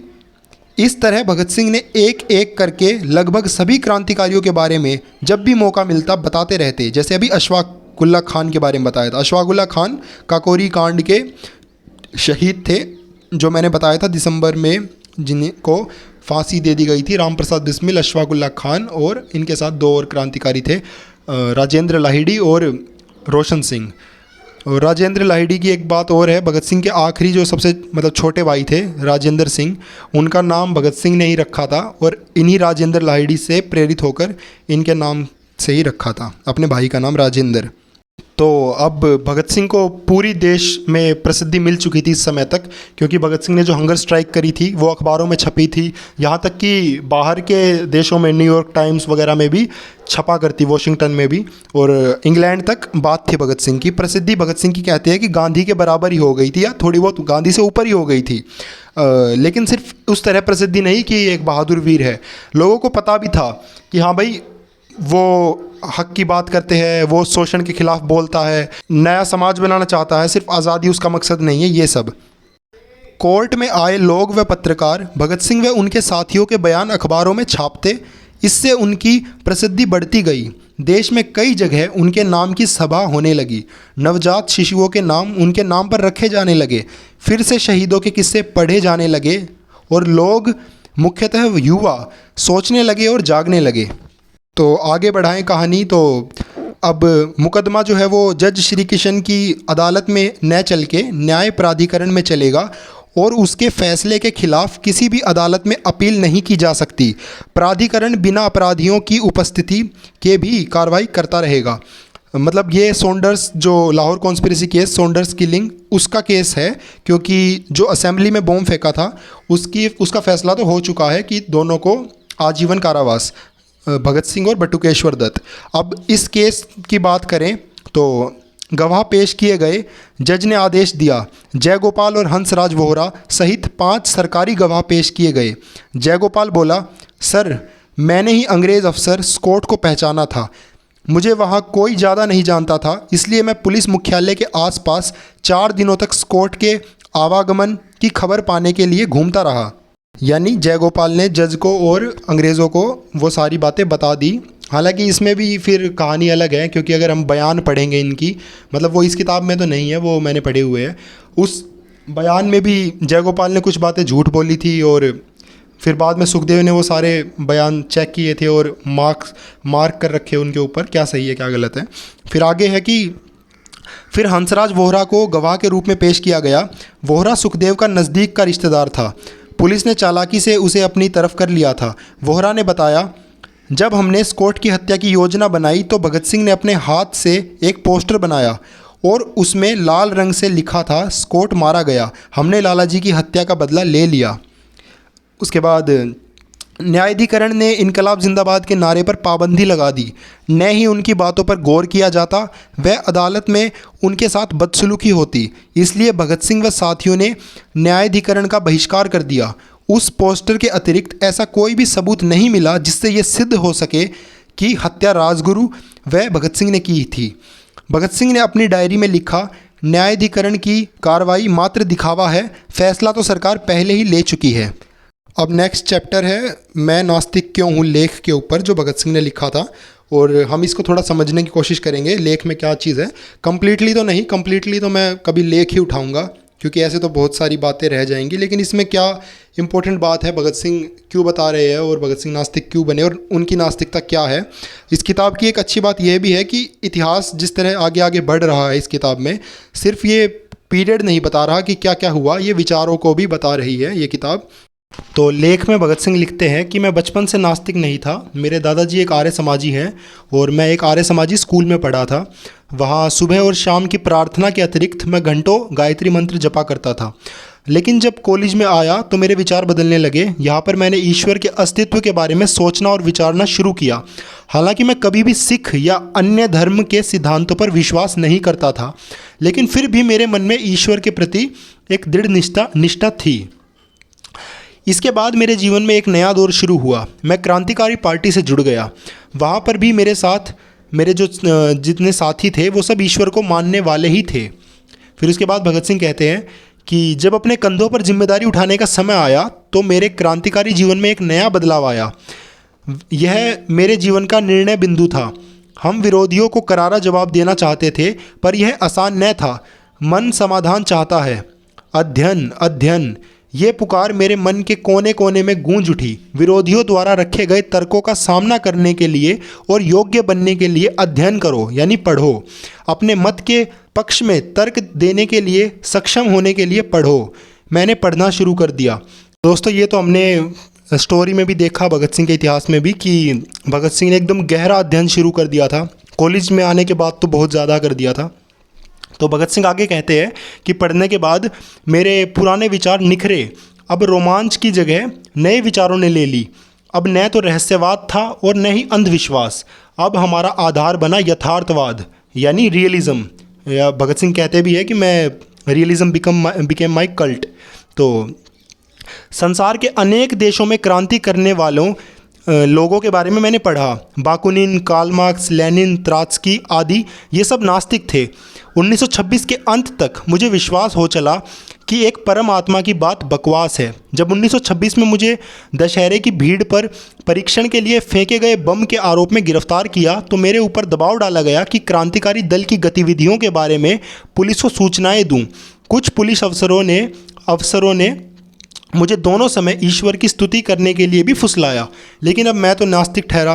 तो ये भगत सिंह बता रहे हैं कि जब 1927 में वो गिरफ्तार हुए थे, जो इस किताब में मैंने बताया था कि मेंशन नहीं है, तो वो दशहरा के मेले में बम फेंका गया था भीड़ के ऊपर, लेकिन वो भगत सिंह ने नहीं किया था। वो फेक, मतलब वो फॉल्स एलिगेशन लगाई थी भगत सिंह के ऊपर। बम तो फोड़ा था लेकिन किसी और ने किया था वो, पर भगत सिंह का नाम लगा के भगत सिंह को गिरफ्तार किया था। फिर बाद में 60,000 रुपये में जमानत हुई थी। तो भगत सिंह कह रहे हैं कि उस समय भी पुलिस जो लोग थे, अफसर थे, वो मुझे कहते थे कि भाई तुम ईश्वर की स्तुति करो। लेकिन अब भगत सिंह ठहरे नास्तिक। तो भगत सिंह कह रहे थे कि मैंने सोच लिया था अपने लिए कि मैं जो हूँ अपने पैरों पर ही खड़ा रहूँगा। आगे वो लिखते हैं कि विश्वास, यानी भगवान में विश्वास करना, कष्टों को हल्का व सहने लायक बना देता है। ईश्वर में मनुष्य को बहुत ज़्यादा सांत्वना देने वाला एक आधार मिल जाता है। उसके बिना मनुष्य को अपने ऊपर निर्भर करना पड़ता है। कठिन परिस्थितियों के बीच पांवों पर खड़े रहना कोई बच्चों का खेल नहीं। परीक्षा की इन घड़ियों में यदि अहंकार है तो वह भाप बनकर उड़ जाएगा। तो भगत सिंह यही कह रहे हैं कि वो बहुत मुश्किल होता है खुद के ऊपर, मतलब अपने ही पैरों पर खड़ा रहना। अगर हम विश्वास कर लें कि भाई ठीक है, आज मेरे हालात बुरे हैं लेकिन मुझे भगवान पर विश्वास है कि वो ठीक कर देगा एक ना एक दिन, भले ही मैं उसके लिए एफर्ट दूं या ना दूं, वो मुझे बचा लेगा। तो ये भगत सिंह के लिए बहुत ही छोटा, मतलब निचले स्तर का काम है। इस तरह की भगत सिंह बातें नहीं करते थे, ना वो सोचते थे। आगे भगत सिंह कहते हैं कि अपने बारे में बताते हैं कि मैंने बिना किसी स्वार्थ के, बिना किसी लालच के अपने जीवन को आज़ादी के ध्येय के लिए समर्पित कर दिया है, क्योंकि मैं कुछ और कर ही नहीं सकता था। पर जिस दिन हमें इस धारणा के बहुत से पुरुष और महिलाएं मिल जाएंगे जो अपने जीवन को मनुष्य की सेवा और पीड़ित मानवता के उद्धार में समर्पित कर देंगे, तो उसी दिन मुक्ति के युग का शुभारंभ होगा। वे शोषकों और अत्याचारियों को चुनौती देने के लिए उत्प्रेरित होंगे। वे लोग ये काम इसलिए नहीं करेंगे क्योंकि उनको कोई इनाम मिलेगा यहाँ या फिर परलोक या फिर कहीं और। जैसे कि मतलब जो धार्मिक लोग होते हैं वो ये सोचकर अच्छा काम करते हैं, फिर कोई भी काम करते हैं कि हमें भगवान पुरस्कार देगा मरने के बाद, या फिर कई लोग तो ये तक सोचते हैं कि हमें अगले जन्म में कुछ अच्छा मिलेगा, और कई सोचते हैं कि स्वर्ग में हमें कुछ अच्छा चीज़ मिलेगी भोग के लिए। तो भगत सिंह कह रहे हैं कि हमें वो चीज़ नहीं सोचनी चाहिए, ये सब काल्पनिक रास्ता है। भगत सिंह कहते हैं कि आलोचना और स्वतंत्र विचार एक क्रांतिकारी के दो अनिवार्य गुण हैं। उसके बाद कहते हैं कि मुझे पता है कि अगर मैंने भगवान को माना होता या फिर आज भी अगर मैं मान रहा होता तो मेरी ज़िंदगी थोड़ी आसान हो जाती, क्योंकि मेरे कष्ट जितने हैं भाई, मेंटली भी इंसान को प्रॉब्लम होती है, फिज़िकली टॉर्चर हो रहा हो या कुछ भी हो, लेकिन जेल में बंद है, अकेला है, कोई है नहीं, तो ईश्वर कितनी ज़्यादा, मतलब ईश्वर या कोई भी इस तरह की दिमाग में जो हम इमेजिनेशन कर लेते हैं कि भाई हमारा साथी है वो, हमारा परमपिता है वो, इस तरह से, तो वो हमें शक्ति देता है। भगत सिंह कह रहा है मैं जानता हूँ, लेकिन मैं एक यथार्थवादी हूँ।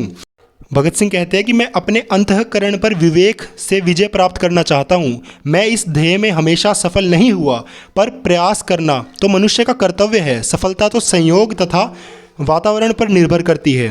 किसी भी मनुष्य जिसमें विवेक शक्ति है, अपने वातावरण को तर्क से समझना होगा। भगत सिंह कहते हैं कि हमारे पूर्वजों ने विश्व के रहस्य को, यानी जब हमारे जो पूर्वज थे उस समय हर चीज़ का जवाब नहीं हुआ करता था, जब साइंस ने इतनी तरक्की नहीं करी थी, हर चीज़ का जवाब नहीं दिया था, तो मतलब भगत सिंह ये समझते हैं कि उस समय हर इंसान अपनी तरह से चीज़ों को देखता था और नई कहानियाँ गढ़ लेता था कि इसका तो ये जवाब होगा, ये तो पक्का भगवान ने करी होगी, इस तरह। तो भगत सिंह यही कहते हैं कि इसी कारण हमें धर्मों में इतना अंतर दिखता है। किसी धर्म की फ़िलोसफी कुछ अलग कहती है, किसी की कुछ और। हिंदू जैसे पूर्ण जन्म और इन सब में विश्वास करते हैं, मुसलमान नहीं करते, ईसाई करते हैं, जो भी है। तो वो सब भगत सिंह लिखते हैं कि ये सब अलग अलग क्यों बने हुए हैं, इसी कारण क्योंकि प्राचीन समय में हर इंसान अपनी तरह सोच रहा था और समय की उन लोगों के पास कोई कमी थी नहीं, वो अपनी अपनी थ्योरी बनाते गए और कोई उनको काउंटर करने वाला भी नहीं था। काउंटर करते थे, लड़ाई होती थी, लेकिन कोई ठोस प्रूफ नहीं था कि जिसको देख के हम समझे कि हाँ ये। किसी ने कहा कि भाई मतलब सूरज पृथ्वी सेंटर में है, सूरज अर्थ के चक्कर काट रहा है, तो वो मान लिया। किसी ने कुछ कहा, किसी ने कुछ कहा, किसी ने कहा कि पृथ्वी जो है वो फ्लैट है, वो चल पड़ी। आज भी लोग मानते हैं, बड़ी बात तो ये देखिए आप। तो भगत सिंह यही कह रहा है। आगे भगत सिंह कहते हैं कि अगर कोई जानना चाहे कि मनुष्य की उत्पत्ति कैसे हुई, तो भगत सिंह फिर रेफ़र कर रहे हैं, चार्ल्स डार्विन का नाम लिख रहे हैं कि थ्योरी पढ़ो, थ्योरी ऑफ इवोल्यूशन पढ़ो। उसके बाद कहते हैं कि डार्विन ने इस बारे में बताया हुआ है। फिर भगत सिंह कहते हैं कि एक बार मेरे दोस्त ने कहा था कि जब उसको पता चला कि मैं नास्तिक हूँ, तो उसने कहा कि तुम आखिरी के दिनों में विश्वास करने लगोगे। तो मैंने कहा कि नहीं मेरे दोस्त, ऐसा नहीं होगा। तो ये मतलब रोज़ रोज़ पूजा करना और ईश्वर को मानना मैं सबसे भ्रष्ट मानता हूँ और एक स्वार्थी काम मानता हूँ। तो फिर भगत सिंह की लास्ट लाइन है कि प्यारे दोस्तों व पाठकों, क्या ये अभिमान है, क्या ये अहंकार है? अगर हाँ, तो मैं इसका हामी हूँ, मैं इसे स्वीकार करता हूँ। तो ये है वो लेख, ये चैनल पर डाला हुआ है, मैंने पूरा सुन सकते हो आप। आगे बात करें अब, ये अक्टूबर में लिखा था, सितंबर अक्टूबर के अराउंड, हाँ अक्टूबर ही में ही लिखा था 1930 में। तो अब कुछ महीने ही बचे हैं भगत सिंह की ज़िंदगी के, 23 मार्च को फांसी हो जाएगी। तो और ये किताब में बस फांसी तक ही है, तो बस वीडियो ख़त्म होने वाली है। आखिर लिया हुआ फैसला सुना दिया गया। 18 में से 15 आरोपियों पर अपराध सिद्ध हुए। अब कहानी आगे बढ़ा रहे हैं। बीके दत्त को क्योंकि पहले से ही उम्र कैद हो चुकी थी, यानी दिल्ली असेंबली बॉम्ब केस के ऊपर, उसके ऊपर मुकदमा हटा लिया गया। 7 को उम्र कैद हुई, 7 क्रांतिकारियों को, और 4 क्रांतिकारियों को कई सालों की कैद, तथा भगत सिंह, राजगुरु और सुखदेव को मृत्युदंड यानी फांसी। किताब में आगे एक और किस्सा है कि पिताजी भगत सिंह से मिलने आए तो बोले कि 10 दिन बाद लाहौर में छात्र कांग्रेस सम्मेलन होगा जिसमें गणेश शंकर विद्यार्थी जी भी शामिल होंगे, तुम कुछ संदेश देना चाहते हो भगत? तो भगत सिंह बोले कि जी हाँ, उनको मेरा संदेश कहना कि आज हम नौजवानों को बम और पिस्तौल अपनाने के लिए नहीं कह सकते। इन्हें औद्योगिक क्षेत्रों की गंदी बस्तियों में और गांवों की टूटी फूटी झोपड़ियों में रहने वाले करोड़ों लोगों को जगाना है। जागरूक, प्रशिक्षित व अनुशासित व्यक्ति ही सही बदलाव ला सकता है। क्रांति के लिए खूनी संघर्ष अनिवार्य नहीं है और न ही उसमें व्यक्तिगत प्रतिहिंसा का कोई स्थान है। क्रांति बम और पिस्तौल की संस्कृति नहीं है। क्रांति से हमारा अभिप्राय व्यवस्था परिवर्तन से है, क्योंकि वर्तमान व्यवस्था भ्रष्ट है और वह अन्याय पर टिकी हुई है। दोस्तों, काल कोठरी में भगत सिंह ने अपने अध्ययन को और गहरा कर दिया था। जो भी कोई मुलाकात के लिए आता तो उससे यही उम्मीद रखी जाती थी कि वह उनके लिए कोई किताब लेकर आए। भगत सिंह लिस्ट भी भेजा करते थे किताबों की, कि पिताजी के नाम पत्र में या फिर किसी और के नाम, कि कुलबीर के हाथों ये किताब भिजवा देना, यानी भगत सिंह के छोटे भाई के हाथों। जो वकील थे उनसे भी भगत सिंह कहते थे कि प्राणनाथ मेहता, वो भगत सिंह के दोस्त भी थे बचपन के। जो भगत सिंह की किताब पढ़ने की स्पीड थी और जो भगत सिंह को किताबें मिलने वाली की रफ़्तार से ज़्यादा थी, यानी वो पढ़ते जल्दी थे, उनको इंतज़ार करना पड़ता था नेक्स्ट बुक आए फिर मैं उसको भी पढूं। मतलब इतनी जल्दी वो पढ़ने लग गए थे, क्योंकि इतने लंबे समय से रीड कर रहे थे, तो वो ऑब्वियस है कि वो उनकी रीडिंग एबिलिटी बहुत ज़्यादा स्ट्रॉन्ग हो चुकी थी। उसके बाद भगत सिंह के ही कुछ विचार आगे लिखे हैं कि भगत सिंह कहते हैं कि आज़ादी तो मेरे बलिदान के कुछ समय बाद ही आ जाएगी, पर हमें ऐसी आज़ादी नहीं चाहिए जिसे कुछ अमीर और ताकतवर लोग अपने फ़ायदे के लिए प्रयोग करें। जब सत्ता कुछ लोगों के हाथ में रहेगी तो वो भ्रष्ट हो जाएगी। ऐसी आज़ादी का क्या फ़ायदा जब गरीब गरीब ही रहे। ये अमीर व गरीब का फ़र्क आदमी द्वारा बनाया गया है। उस आज़ादी का क्या फ़ायदा जब गरीबी ख़त्म न हो पाए। जब तक काबिल वकील पैसों के लिए इन लोगों का साथ देते रहेंगे, ये अपने ही देशवासियों का शोषण करते रहेंगे। अंग्रेज़ों को देश से बाहर निकालना कोई बड़ा काम नहीं है। बड़ा काम है स्वतंत्र भारत बनाना, जहां जाति व धर्म के नाम पर बंटवारा न हो, जहां हर वर्ग, हर नागरिक को अवसर मिले कि वे अपनी पूर्ण प्रतिभा दिखा सके। स्वतंत्र भारत शिक्षित व संपन्न होगा, जहां भ्रष्टता, शोषण व सांप्रदायिकता न हो, और ऐसा भारत सिर्फ युवा ही बना सकते हैं। देश का सम्मान व सुव्यवस्था की जिम्मेदारी युवाओं पर है। मेरा विश्वास है कि आज़ादी जन आंदोलन से ही मिल सकती है, सच्चे आंदोलन से। यह आंदोलन जिसे कांग्रेस पार्टी ने खड़ा किया है सच्चा जन आंदोलन नहीं है। यह तो पूंजीपतियों, ज़मींदारों व धनवान वकीलों के द्वारा स्वार्थ के लिए पैदा किया हुआ जन आंदोलन है। ये लोग ऐसा कोई कार्य नहीं करेंगे जिससे असल में जनमानस का कल्याण हो। गांधी जी एक दरियादिल व परोपकारी व्यक्ति है, परंतु आज देश को परोपकारी नहीं बल्कि एक गतिशील वैज्ञानिक सोच की ज़रूरत है। सच्चा जन आंदोलन तो तब पैदा हो सकता है जब निस्वार्थी युवक युवतियाँ संगठित होकर सामाजिक बदलाव के लिए कार्य करेंगे। क्रांतिकारी आंदोलन कोई धार्मिक आंदोलन नहीं। क्रांतिकारी आंदोलन का धर्म से कोई संबंध नहीं है। मैं महसूस करता हूँ कि क्रांतिकारी आंदोलन धर्म से अलग होना चाहिए, क्योंकि धर्म एक क्रांतिकारी को क्रांति मत के प्रति समर्पित होने में बाधा बनाता है। भगत सिंह कह रहे हैं कि धर्म एक क्रांतिकारी को क्रांति के प्रति समर्पित होने में रुकावट खड़ी करता है। धर्म क्रांतिकारी आंदोलन तो राष्ट्रीय व सामाजिक उद्देश्य के पूर्ति के लिए होता है। एक और बात मैं यहाँ ऐड कर देता हूँ कि भगत सिंह ये भी मानते थे कि जैसे आजकल डिबेट चल रही थी कि क्या रिलीजन पॉलिटिक्स में होना चाहिए, तो भगत सिंह कहते थे कि नहीं, स्टेट और रिलीजन अलग होने चाहिए। रिलीजन जो है वो प्राइवेट मैटर है, किसी भी इंसान का पर्सनल उसकी बिलीफ है, उसका चॉइस है कि वो कोई भी रिलीजन अपनाए। स्टेट का कोई खुद का बिलीफ नहीं होना चाहिए रिलीजन वाइज, और किसी और पर वो अपना बिलीफ लागू भी ना करे, उस तरह नीतियाँ भी ना बनाए जो आजकल हम देख रहे हैं। कहानी आगे बढ़ाएं तो आखिरी के कुछ ही चैप्टर है, 1-2। तो लिखा है कि 19 मार्च 1931 बलिदान का समय नज़दीक आ गया है। कल जब परिवार के लोग मिलने आए तो छोटा भाई यानी कुलतार सिंह भगत सिंह का हाथ पकड़कर रोने लगा। भगत सिंह को भी दुख हुआ। फिर भगत सिंह ने कुलतार सिंह को एक पत्र लिखा, अंतिम पत्र। तो भगत सिंह ने कहा कि मुझे बहुत दुख हुआ तुम्हारी आंखों में आंसू देखकर। और कुलतार सिंह उस समय महज 12 साल के थे जब भगत सिंह को फांसी हुई। तो भगत सिंह ने आखिरी पत्र में 3 संदेश अपने छोटे भाई को दिए।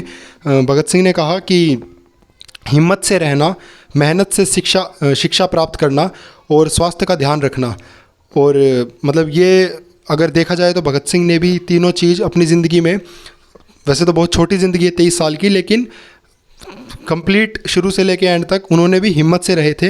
मेहनत से शिक्षा प्राप्त करी थी भगत सिंह ने, मतलब खूब पढ़ाई करी थी और स्वास्थ्य का ध्यान रखा था। वो इस किताब में हमने इतनी चीज़ें नहीं देखी फिटनेस के बारे में। स्विमिंग बहुत अच्छी करते थे भगत सिंह, उनकी रिब्स भी टूटी हुई थी, उसके बावजूद भी वो कुश्ती कर लेते थे। बहुत कहानियाँ हैं, वो आगे हम देखेंगे किताबों में। तो उसके बाद एक भगत सिंह ने शेर भी लिखा। असल में कई सारे शेर थे, भगत सिंह ने मिक्स करके लिखा कि उसे ये फ़िक्र है हरदम नया तर्ज़ ज़फ़ा क्या है, हमें शौक़ है देखे सितम की इंतहा क्या है, दहर से क्यों खफा रहे, चरख का क्यों गिला करे, सारा जहां आदू सही आओ मुकाबला करे, कोई दम का मेहमा हूँ अहले महफिल, चिरागे सहर हूँ बुझा चाहता हूँ, और हवा में रहेगी ख्याल की बिजली, ये मुश्ते खाक है फ़ानी रहे रहे ना रहे। तो उसके बाद भगत सिंह ने पत्र लिखा। आगे अगर देखें तो फिर दुर्गा भाभी का जिक्र है कि जब अंतिम बार दुर्गा भाभी मिली, वैसे तो थोड़ा सा इसमें टाइमिंग का जो है वो गलत हो रखा है, लेकिन कोई नहीं, एक किस्सा बता रखा है कि भगत सिंह से मिल ली तो फांसी एक तो रसगुल्ले लेके आई, भगत सिंह को रसगुल्ले पसंद थे, और दूसरा ये कहने भी लगी कि भाई तुम इतनी जल्दी जा रहे हो छोड़कर, और दुखी थी। तो भगत सिंह मजाक करते थे, भगत सिंह की आदत थी मजाक करने की। मजाक करते हुए बोले कि अच्छी तो बात है कि सर ऊंचा करके एकदम सीना भी मेरा मतलब एकदम चौड़ा है, इस वक्त जवान हूँ मैं और ऐसे ही जा रहा हूँ, बुढ़ापे में मरने से तो यही अच्छा है। बुढ़ापे में एकदम कांपते हुए खांसते हुए इस तरह से मरेंगे धीरे धीरे, उससे तो अच्छा है कि जवानी में ही मर जाएं। तो ये भगत सिंह मजाक करते हुए बोले। यहाँ तक कि अपनी माता जी से भी जब आखिरी बार मुलाकात हुई थी 3 मार्च को, फांसी से देख लीजिए 20 दिन पहले मुलाकात हुई थी घर वालों से। वो इस किताब में नहीं है लेकिन मैं एक लाइन में बता देता हूँ। तो अपनी मम्मी को भी, जो माता विद्यावती जी है, उनको भी ये बात बोली थी। खूब हंस रहे थे, हंसा रहे थे सबको, पर सभी रो रहे थे परिवार वाले। तो भगत सिंह कह रहे थे कि आप मत आना मुझे मेरी बॉडी लेने, कुलबीर को भेज देना, अगर आप आई तो आप चक्कर खा के गिर जाओगे और फिर सब लोग आपको उठाने के चक्कर में मुझे इग्नोर कर देंगे मेरे मरने के बाद, तो आप मत आना। मतलब ऐसे मजाक में, इसका कोई मीनिंग उस सेंस में नहीं है, लेकिन वो मतलब उनका थोड़ा सा वो कर रहे थे कि ज़्यादा रोए नहीं। चलिए अब इस बुक में और आगे कहानी बढ़ाते हैं। आगे है कि 20 मार्च 1931 फांसी से 3 दिन पहले भगत सिंह पत्र लिखते हैं। भगत सिंह, राजगुरु, सुखदेव, तीनों के नाम से पत्र होता है जो भगत सिंह ने खुद लिखा था। ये पत्र लिखते हैं गवर्नर ऑफ पंजाब लाहौर। तो इस पत्र में वो कहते हैं, आप ये वैसे पढ़ लेना, बस मैं एक लाइन में बता देता हूँ। इस पत्र में वो डिमांड करते हैं कि मतलब ये बात चल रही थी कि भगत सिंह माफ़ी मांग ले और एक मर्सी पटिशन टाइप लिख दे, और फिर भगत सिंह ने कहा कि चलो मैं लिख देता हूँ। तो ये वो उनकी एक तरह से मर्सी पटिशन थी, जिसमें मर्सी और पटिशन आप देखिए उन्होंने क्या लिखा। उन्होंने लिखा कि हम युद्धबंदी हैं क्योंकि हमने ब्रिटिश साम्राज्य के खिलाफ युद्ध छेड़ा हुआ है, तो इस हिसाब से हमें फांसी नहीं देनी चाहिए, हमको गोली से उड़ा देना चाहिए, मतलब नो हैंगिंग शूट अस, कि हमें गोली मार दो। तो ये भगत सिंह ने उस लेटर में लिखा था, आप ज़रूर पढ़ लेना। इसके बाद तारीख आती है 23 मार्च 1931, जब आखिरी ख्वाहिश पूछी गई भगत सिंह से, मतलब ऑफिशियली नहीं, वैसे जो उनका वार्डन था चरत सिंह, उन्होंने पूछा। तो वहाँ एक सफाई कर्मचारी हुआ करते थे जेल में जिसका नाम था बोगा। तो वो मतलब उस समय की जो सो कोल्ड, और आज भी है, सो कोल्ड लोअर कास्ट से बिलोंग करते थे, मेहतर थे वो, जो साफ़ सफाई करते हैं, जो मल मूत्र उठाते थे कैदियों का और झाड़ू पोछा लगाते थे जेल में। तो भगत सिंह ने कहा था कि मैं उनके हाथ की रोटी, उनके हाथ का खाना खाना चाहता हूँ, ये मेरे आखिरी है। और ये कोई ऐसा पहली बार नहीं था, भगत सिंह उनको शुरू से ही बेबे बुलाते थे। तो इसमें भगत सिंह की फ़िलॉसफी ये थी कि मतलब मानना ये था कि हमारी जिस तरह हमारी माताएं, वो अभी तो हमारा मतलब मैला साफ़ करती है, हमें नहलाती धुलाती है, उसके बाद हाथ धो के खाना बना देती है, इसमें कोई अछूत वाली बात थोड़ी है कि हम उनको अछूत कहेंगे। तो इसी तरह ये लोग हैं, ये भी तो भाई समाज का और हमारे लिए साफ़ सफाई कर रहे हैं, और उससे हमारी ही मतलब हमें ही फ़ायदा है, पूरे समाज और मानवता का फ़ायदा है। कोई ये ऐसा तो है नहीं अपने लिए साफ़ सफाई कर रहे हैं, तो हमें इनको अछूत नहीं समझना चाहिए। तो इस हिसाब से तो इनका दर्जा माताओं के समान है जितने भी लोग साफ़ सफाई कर रहे हैं। तो भगत सिंह उन बोगा को बेबे कहा करते थे, जबकि ये बात उस समय बहुत चौंका देने वाली थी लोगों के लिए कि एक इतनी मतलब, वैसे भी भगत सिंह बड़ी कास्ट से बिलोंग करते थे अगर देखा जाए। हालांकि उनके परिवार ने भी कभी भी भेदभाव, छुआछूत ये सब नहीं किया किसी के साथ, हमेशा बराबरता की ही बात करी। लेकिन और लोगों की सेंस में कहें तो भगत सिंह बड़ी कास्ट से थे, अपर कास्ट से, उसके बावजूद भगत सिंह ये सब सोच रहे हैं दलितों के बारे में, तो ये उनके मतलब नेक विचार दिखाते हैं। तो भगत सिंह ने उनके हाथ से खाना खाना अपनी आखिरी विश मांगी थी। और फिर अगर बात करें तो 23 मार्च की शाम 7 से 7:30 बजे के करीब, वैसे तो किताब में भी लिखा है कि 24 मार्च 1931 को प्रातः 7 बजे का हुक्म था फांसी का, परंतु ये भारतीय इतिहास में पहली दफ़ा था किसी अपराधी के लिए दिन छिपने के बाद किसी को फांसी पर चढ़ाया गया हो। ये कानून के ख़िलाफ़ ही नहीं बल्कि भारतीय परंपरा के अनुसार भी गलत है, ये किताब में लिखा हुआ है। तो शाम के टाइम 7 से 7:30 बजे के बीच में फांसी हुई और 1 घंटे तक उनकी बॉडी को रखा गया, और ना बॉडी जो है परिवार को दी। ये सब किताब में नहीं है, किताब यहाँ ख़त्म हो जाती है। फिर जेल के पीछे के रास्ते से तीनों के शवों को ले जाया गया रात के टाइम, और फिर मतलब काफ़ी दूर ले जाके सतलुज के किनारे, वहाँ मतलब बड़ी ही बुरी तरह मैं कहूँगा कि ऐसा ये हर हकीकत है कि उनकी बॉडी को काट कर फिर ऊपर से पेट्रोल वगैरह डालकर तेल छिड़क कर आग लगा दी गई। और वो तो जब धुआं वगैरह और गांव के लोगों ने देखा वहाँ के, तो वो सब भागे एकदम से। तब अंग्रेज़ मतलब जैसे वो अध जले शरीर थे, मतलब जले भी ठीक से नहीं थे, उनको उस नदी में फेंक दिया और वहाँ से भाग गए। फिर उसके बाद रात के समय ही भगत सिंह का परिवार से कुछ लोग आए थे। ऐसा बताया जाता है कि भगत सिंह की बहन और लाल लाजपत राय जी की भी एक बेटी थी और कुछ सोशल वर्कर थे जो रात के करीब 2-2:30 बजे के वहाँ आए और फिर उनकी बॉडी को वहाँ से ले जाकर अगले दिन फिर मतलब फिर अगले दिन तक, तो अगले दिन के सुबह अखबार में भी 24 तारीख के अखबार में भी ये छपे थे कि भगत सिंह की फांसी की नहीं होनी चाहिए, भगत सिंह राजगुरु की फांसी रोक दो, क्योंकि किसी को पता नहीं था सुबह सुबह के टाइम भी, क्योंकि आज का जितना कम्युनिकेशन और ये सब हो गया है टेक्नोलॉजी, उस समय इतनी नहीं थी। तो अगले दिन अखबारों में ये छपा था, लेकिन उससे एक रात पहले ही फांसी दे दी गई थी और इतनी बुरी तरह व्यवहार किया गया था। तो ये अंग्रेज़ों की मानसिकता ही ऐसी थी। बाकी फिर अब वो कहते हैं कि हम तो तुम्हारी भलाई कर रहे थे, तुम्हारे ऊपर शासन नहीं कर रहे थे, हम तुम्हारे मतलब उद्धार कर रहे थे, अगर हम नहीं होते तो तुम कभी मतलब दुनिया ही नहीं देख पाते। मतलब अंग्रेज़ हम लोगों को ये बात बोलते हैं।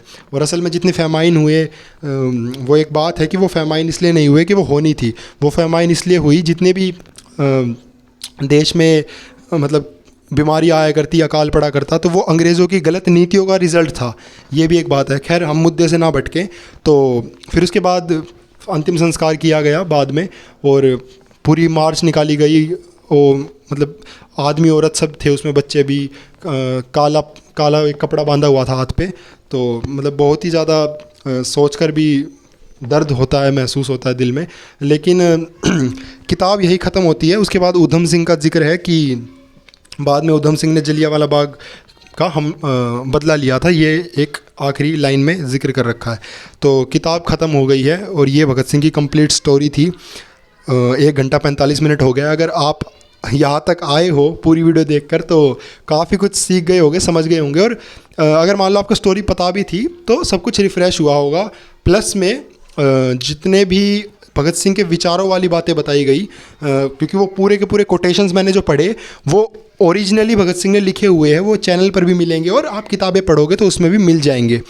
तो वो भी हम वो एक शुरुआत है, मतलब आगे आने वाली किताबों में और गहराई में जाके इन पर बात करेंगे। अब नेक्स्ट किताब जो होगी वो होगी भगत सिंह के प्रति राष्ट्र नतमस्तक क्यों। ये प्रोफेसर M.M. जुनेजा हैं सर, उनकी किताब है। इसके बाद उठाऊंगा सीधा युग दृष्टा भगत सिंह और उनके मृत्युंजय पुरखे, जिस किताब को मतलब मेरा टारगेट है कि मैं पूरा करने में 3-4 घंटे लगेंगे और अलग अलग पार्ट्स में मैं निकालूंगा उसको।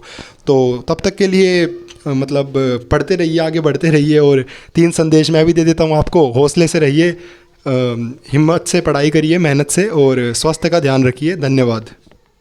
बाकी हाँ, अगर आपको वो सब भी सुनना है तो सुन लीजिए। जय हिंद, इनकलाब जिंदाबाद। मैं ये सब नहीं बोलता हूँ क्योंकि मतलब इनका रेलेवेंस होता है। मतलब हाँ, इस पॉइंट पे है, इनकलाब जिंदाबाद ज़रूर बोलना चाहिए। आप भगत सिंह की कंप्लीट बायोग्राफी हमने पढ़ी है तो हाँ, इनकलाब जिंदाबाद। लेकिन बहुत से लोग हैं इन नारों का मतलब बिल्कुल ही उन्होंने एक तरह से मैं कहूँ धज्जियाँ उड़ा रखी है। बात बात पे जय हिंद, इनकलाब जिंदाबाद मतलब समझते हैं नहीं। 1 मिनट पहले गाली बक रहे थे और 1 मिनट बाद कह रहे हैं इनकलाब जिंदाबाद। या फिर लाइफ में सीरियसनेस नहीं है और फिर इस तरह की बातें करना वो उचित नहीं होता। तो इसलिए मैं ये सब कम बोलता हूँ। लेकिन हाँ, अगर हमने अब किया है तो बिल्कुल मैं बधाई देता हूँ आपको भी कि आपने इतनी लंबी वीडियो देखी और यहाँ तक आप पहुँचे। अगली वीडियो के लिए इंतज़ार करिए, अगली किताब के लिए। धन्यवाद।